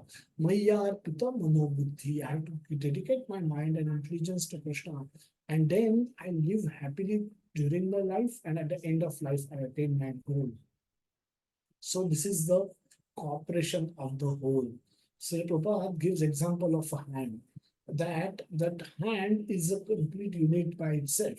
However, that hand, when it gets separated from my body, uh, it becomes useless. Similarly, if I become separated from my Krishna, my connection with Krishna, then I become useless. I am otherwise complete, but uh, but I become useless because I'm not able to achieve the purpose of my life. So sense gratification promise us completeness. But young man and young woman, they want to unite. They're thinking they want a spouse, they want a girlfriend or boyfriend, because they think singly they are incomplete. And when they will get united with the other person, they will one plus one will become complete whole. But the mind foolish fantasy results in suffering only because the the they're not God. They cannot. And you can become completely satisfied only in your relationship with God, but not otherwise. Two people coming together in a relationship for sense enjoyment, um, they both have conflicting opinions. They both have conflicting purposes, and they cannot live happily together. So they just become problem square. They both have problems. They come together, and they just problems get multiplied, and they both start wondering they were happy when they were single. So this mind's fantasy of enjoyment, of completeness, that such relationship will offer, get busted in no time. Prabhupada writes in the purport towards the end that because we do not know that there is complete arrangement in nature for our maintenance, we make efforts to utilize the resources of the nature to create a so-called complete life of sense enjoyment. Because the living entity cannot enjoy the life of senses without being dovetailed with the complete whole, the misleading life of sense enjoyment is illusion. The hand of a body is complete unit only as long as it is attached to the complete body. When the hand is severed from the body, it may appear like a hand, but it actually has none of the potencies of a hand. Similarly, living beings are part and parcel of the complete whole. And if they are severed from the complete whole, the illusory representation of completeness cannot fully satisfy them. The completeness of human life can be realized only when one engages in the service of the complete whole. All services in this world, whether social, political, communal, international, or even interplanetary, will remain incomplete until they are dotted with the complete whole. When everything is dotted with the complete whole, the attached parts and parcels also become complete in themselves. When the hand gets attached to the complete body, and hand starts serving the body, the hand achieve its purpose. The hand becomes completely satisfied while serving the body. Hand cannot enjoy independently by getting separated from the body. Similarly, as long as we are connected with Krishna, we are performing activities for the pleasure of Krishna. We remains satisfied, we remains happy. As long as we stop doing that, we try to feed itself, try to put food inside our own body. Um, Instead of feeding the mouth, hand try to consume food directly. All those efforts are frustrated. Those efforts are defeated and frustrated, and it leads into very miserable life condition for the living entity. So we need to act in accordance with Lord's plan. We don't have to act in contradiction to the Lord's plan. We don't have to make our own plans. We have to understand Lord's plans for us, and then we have to live in harmony of those plans, live according to the instructions of the Lord. So, Isopanishad will summarize what we have discussed today. We started our discussion about the Veda, the broad spectrum of Vedas that are available, and broad spectrum of philosophies that people are studying under the Astika community also, under those who are believers of Vedas. Within them also there are many small divisions, and not everyone is coming to the conclusion that Bhakti Yoga is supreme and Krishna is supreme person of Godhead. So we shouldn't be surprised when we find many people having many beliefs, and none of those talk to each other. None of those are in harmony with each other. None of those are in synchronization with each other. At some grounds, they may appear to be, there could be a common ground, but on many other fronts, they differ. They have different opinions, then they have different conclusions also. And that is within the Vedic fold. What to speak about those who don't believe in Vedas? And there is a large population of people who don't have any faith in Vedas. The world's population majority is Christianity and Islam, and they have no they don't believe in Vedas. So the and within the balance, the third largest population in the world is Hindus or Sanatanis, and within Sanatanis also there are so many divisions of faith that are there, that no two people will have same conclusions, same goal of their spiritual life, same sadhya and same sadhana. And that is, in one sense, unfortunate, because those people who cannot get the right path can end up wasting their whole life practicing something which will not yield them anything good. So it's very important for us to stick around what we have got, we have been given by Srila Prabhupada. We have to value these teachings of Bhagavad Gita and Srimad Bhagavatam so much that and it's not only we are just valuing Bhagavad Gita, we are trying to live according to the instructions of Bhagavad Gita. That how many people are doing? Very few. So within that also, Srimad Bhagavatam, again, very beautiful instruction. So we've got something which is pure. We've got something which is extremely rare to get. So human birth is rare. Within human birth, there's so much predominance on atheism. There is so much predominant propagation of Christianity and Islam, and within Hinduism, so-called Hinduism also, within the Astika community also there are so many small divisions. And about all that, if we have come to the path given to us by Srila Prabhupada, by his mercy, by Krishna's mercy, we should consider how fortunate we are. That's great. With great fortune, we've been given what we have today. And the legacy that Prabhupada has given us in form of his books, the Gaudiya Vaishnava Siddhanta, the Vaishnava book of Srimad Bhagavatam, the general book of Srimad Bhagavad Gita and Isopanishad, and various other philosophical masterpieces Prabhupada has given through his various lectures, through his various articles in Back to Godhead magazine, through his various interviews that he has given, and through various conversations, through various letters that he has written to his disciples. So Prabhupada has clarified every doubt that a soul can have about anything and everything. And that's where he's given us complete facility for perfecting our life and going back to the end of our life. So just summarize, we cannot acquire perfect knowledge due to four defects. We have the four defects are we have imperfect senses, we make mistakes, we get illusion, and we have propensity to cheat. So the first three are default, they are there with everyone. And the fourth one is the trick of mind. The mind tells us to cheat. And that makes the first three worse. This is the worst of all the four defects. So we need guidance. We need guidance uh,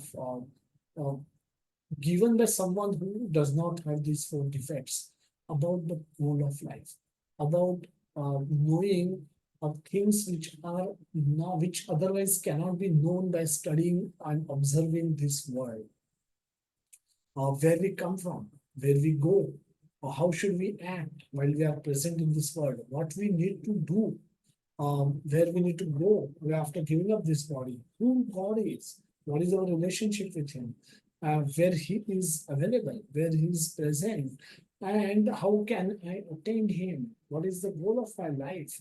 All these questions cannot be answered by observing the material world. Will never, this is useless completely.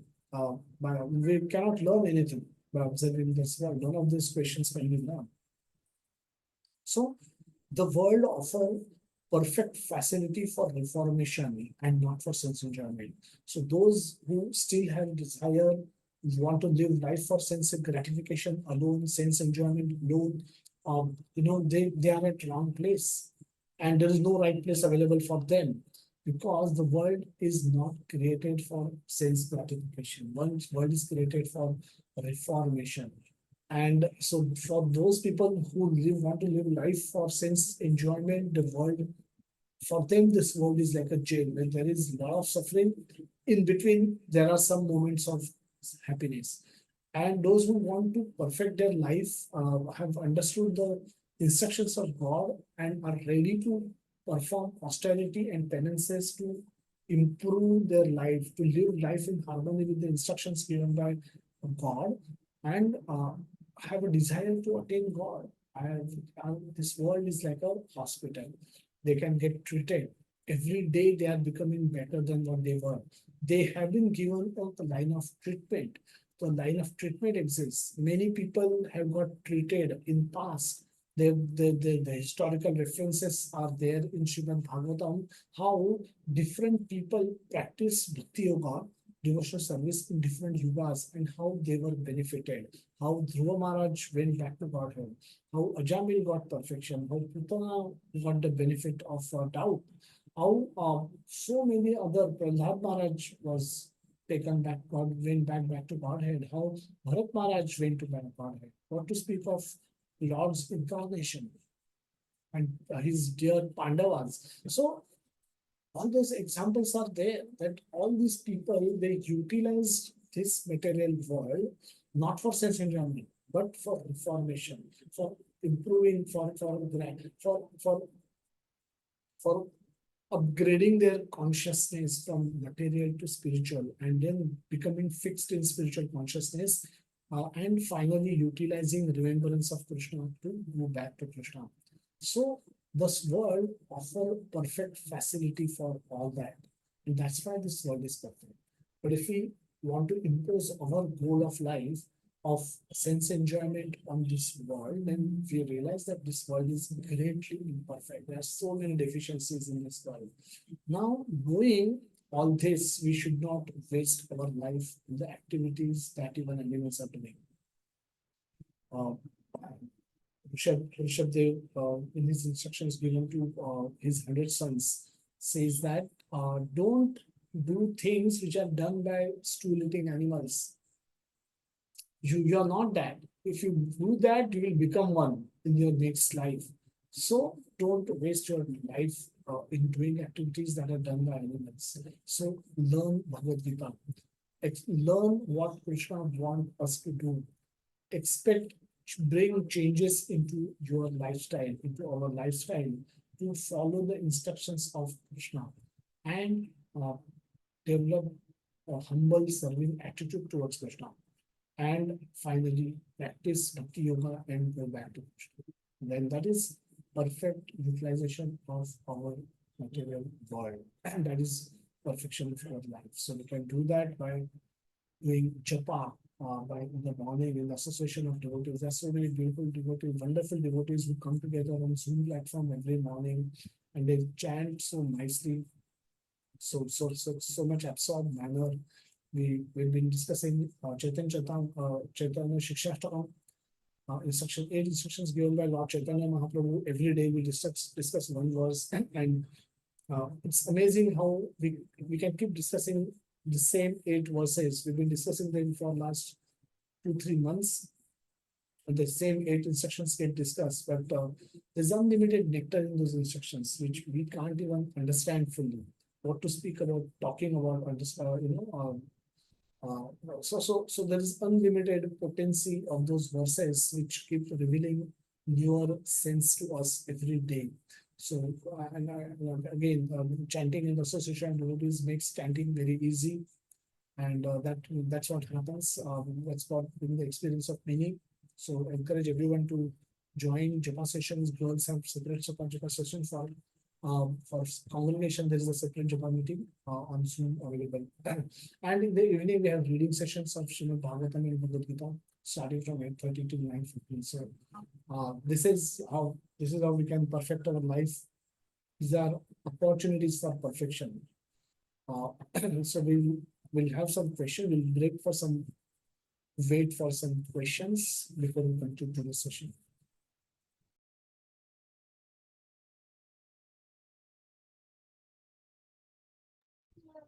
Hare Krishna Prabhuji, Dandavat Pranam. Thank you very much, and thank you for clearing that aspect that at times when we start reading scriptures, we start seeing through the eyes of scripture, and we see that the people are that we see that people may be on the wrong platform. But this perspective is also very important, that since their sense perception is limited to that particular level, and they are understanding the world as an enjoyable place, and that is why they are right in their conclusions. But since their logic is altogether not on the platform on which this world exists, therefore we need to actually be very, very intense in our devotional service. And and at times one question was also there in that, Prabhuji, that at times we find people that who are actually so-called believer in God, but they don't want to actually accept what is written in the scriptures. So should we try to actually go in conversation with them to preach them, although Lord Krishna and Chaitanya Mahaprabhu both reference from, but as devotees are more merciful, that they see uh, that how they can be uplifted. So should we at least give it a try, or should we leave it let it Depends, Rajit. So we have the beautiful conversation between Sarvabhauma Bhattacharya, who was the impersonalist, and Chaitanya Mahaprabhu. It comes in Chaitanya Chaitamrita that so to do it in a very expertly, you have to do it in a very expert way. So Mahaprabhu heard the philosophy from Sarvabhauma Bhattacharya for 7 days and 7 nights non-stop. And he didn't utter a word. And then Sarvabhauma became worried that a young sannyasi, he's teaching him Siddhantas, he's talking philosophy to him for 7 days, not uttered a word. And is he understanding at all?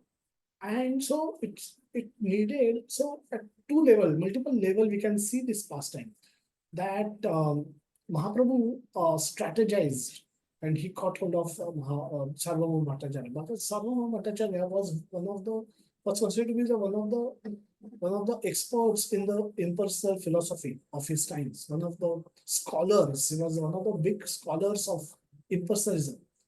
And therefore, Mahaprabhu wanted to convert Sarvabhauma first. So Mahaprabhu directly went to Jagannath Puri, fell unconscious, and then Sarvabhauma realized some special features in this sannyasi. He took him home, rendered some service to Mahaprabhu. As a sannyasi, as a grahastha, Sarvabhauma naturally was inclined to serve a sannyasi. So let Mahaprabhu allowed him to render service unto his lotus feet.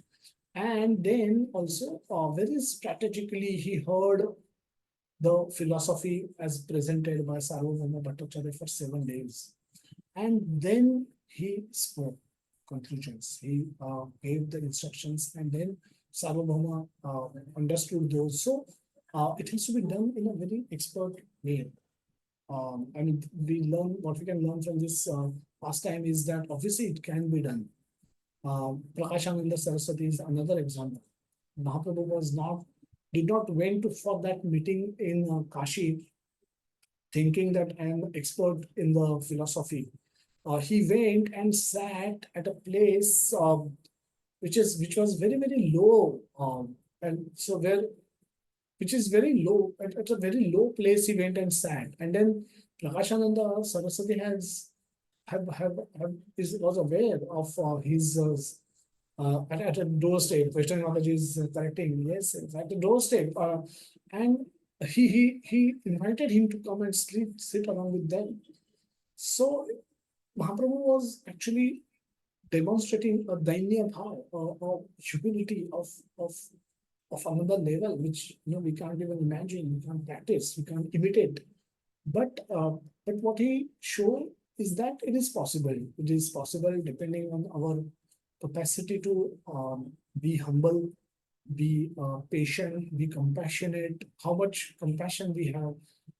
It depends on all that. But nevertheless, many people they could be under. So there are not every impersonalist is a hardcore impersonalist. We don't have to assume that every impersonalist that we meet, or every person who we meet who has a conception that Advaitavad is the real philosophy, or there is no God, Brahman is light, is the God, or we have to merge in the light, or God, there's a personal form of God. The God means Chaitanya, God means Ananda. Some weird conceptions they will talk about.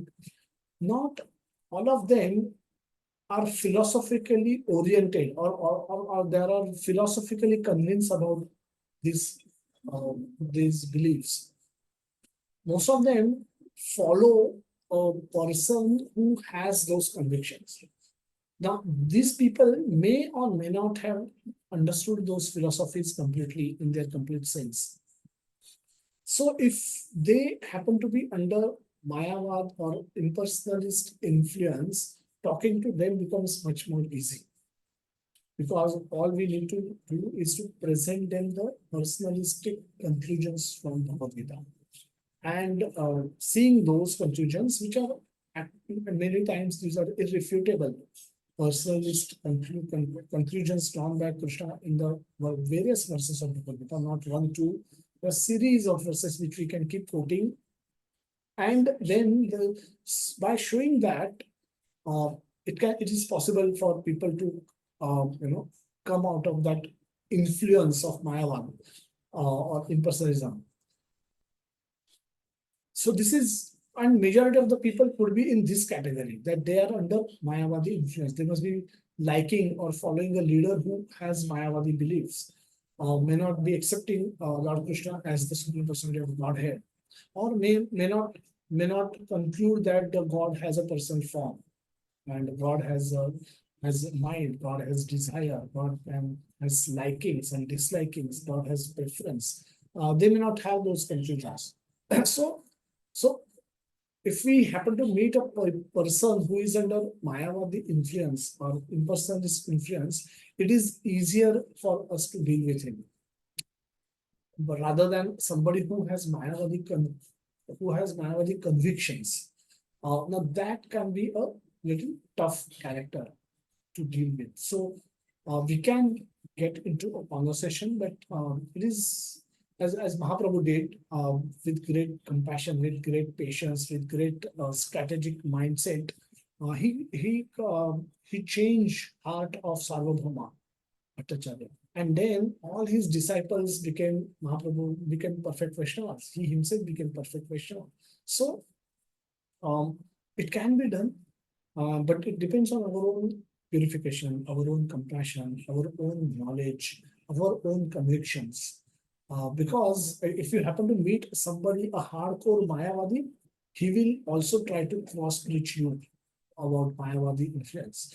And then if you are weak in your own understanding of principles, at times it may boomerang, and you may get convinced of their philosophy and may just drift apart. So it has to be done carefully, but there's no Nobody's saying there's no. It's not that it cannot be done at all, but we have to have our own caution.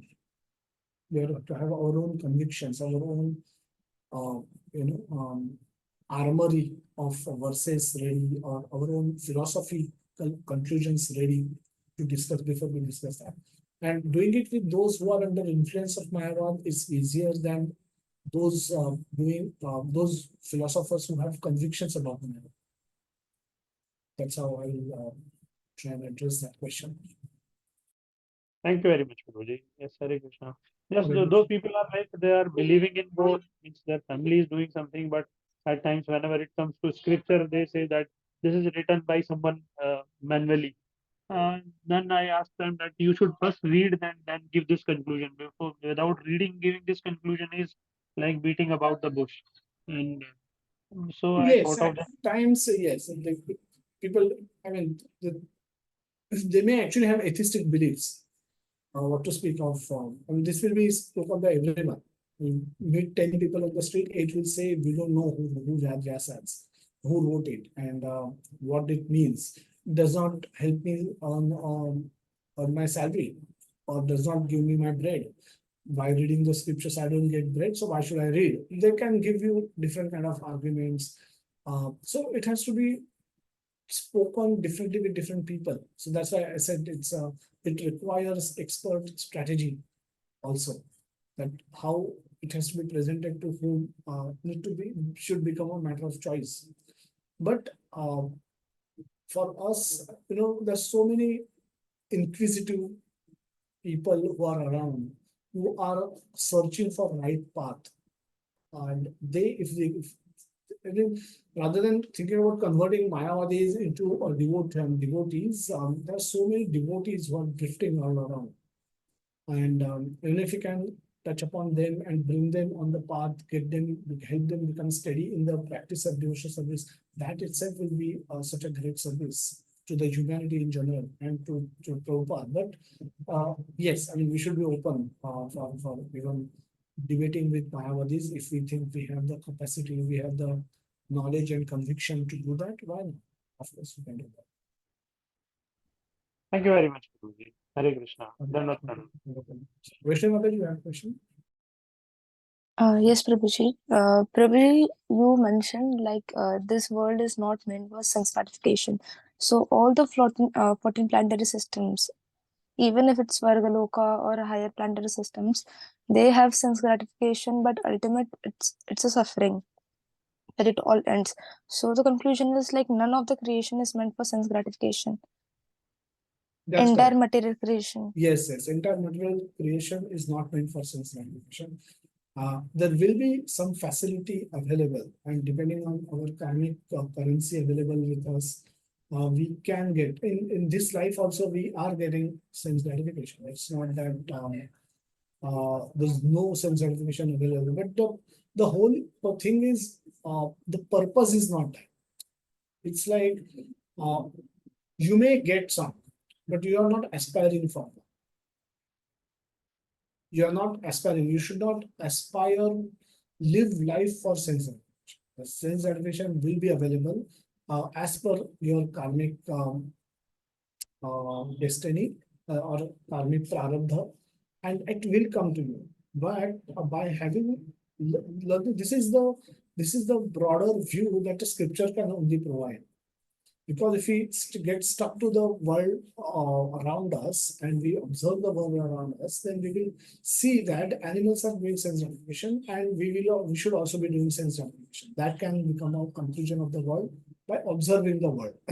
Eating, wearing, sleeping, defending. We will see everyone doing that.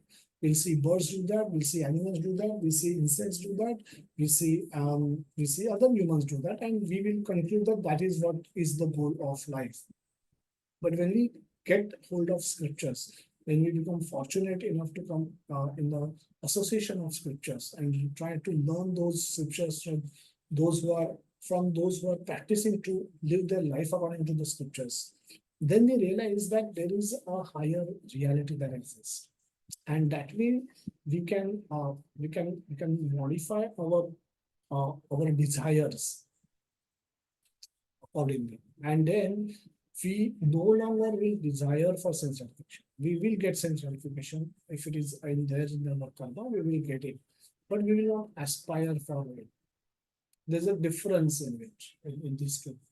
So we'll not live life for having eating very sleeping definitely. But we will sleep, we will eat on the course of life. As devotees also eat, devotees also sleep.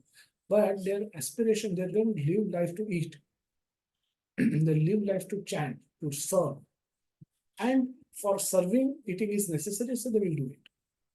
So if they devotees become enter into grihastha ashram, so they can also have relationship with spouses, and they can produce children, and they can take care of nice family life. So externally it may look similar, but the goal of life is not that.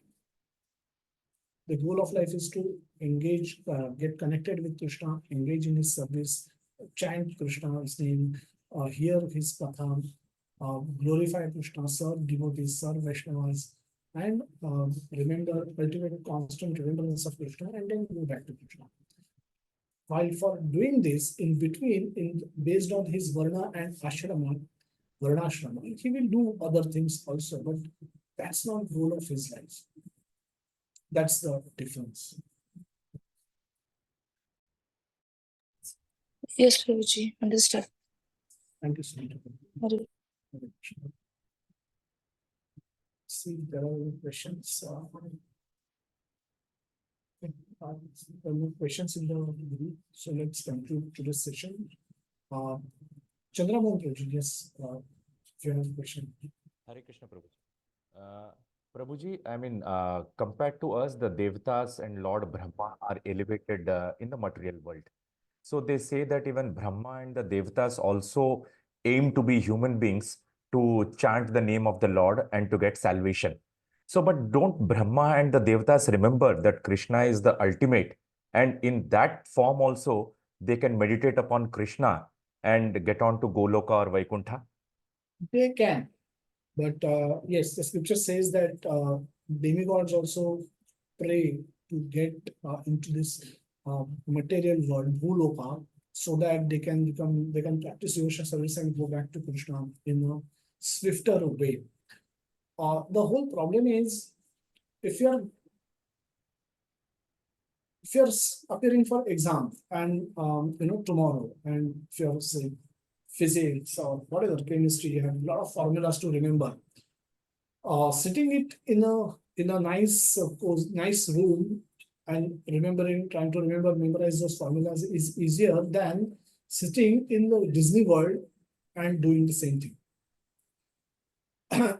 Disney World offers so much facility for enjoyment, so much options all around us for enjoyment are so much. So this is the state of Devatas and Brahmanas, that there is so much more opulent facilities available for sense gratification that performing devotional service becomes difficult. In material world, on the contrary, there's so much suffering available that we just have to look around the first page of newspaper to realize that what Krishna has said is correct. Dukhalaya Mashashada. You don't even have to turn to the second page for getting this realization. Every day, first top 10 news, 6-7 news will be disastrous. Somebody cheating somebody breaking somebody's trust. Right from this to, killing and murdering girlfriends, cutting them into 70 pieces, chopping them, storing them in the refrigerators, all kind of ghastly things. Who have heard of all these kind of things? So this is very predominant in the material world. The dukkha is very predominantly available, present in the material world. So practicing devotional service, you just need little impetus, little push, and then you realize that yes, this is what I have to do. But in the higher lokas, it is difficult to do.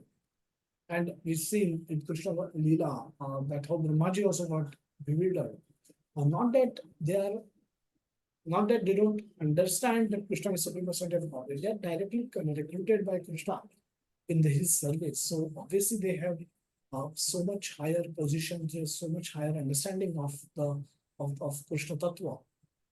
But for them, practicing devotional service is also more difficult because of the facilities available for sense enjoyment in the higher planetary systems. So that's why they pray. But it's not that they cannot do it. They pray that it is much easier to do it in here rather than doing it in those planets. But they also have equal opportunity because they are elevated living entities. They are in a far better position than us to practice devotional service if they become nice devotees. Obviously, they have. So from there also they can go to the Krishna Bhagwan. Hare Krishna, Prabhuji. Dhanyavad. Since there are no more questions, let's close today's session. We'll try and see. Narta Prabhu was to take this session as he informed, but he had to travel to Mayapur. So maybe I'll check with him if next Sunday he can take question answer session for all these people. But if he can, it will be wonderful. But if we don't, we'll continue with the first mantra of Sri Isopanishad. So let's continue. Let's have a safe week ahead, everyone. Chant every day, read every day, post every day, and try and remain Krishna conscious every day. And we meet next Sunday with mantra 1 of Sri Isopanishad. Sri Isopanishad ki jai. Srila Prabhupada ki jai. Jagannath Dhaneshwar ki jai.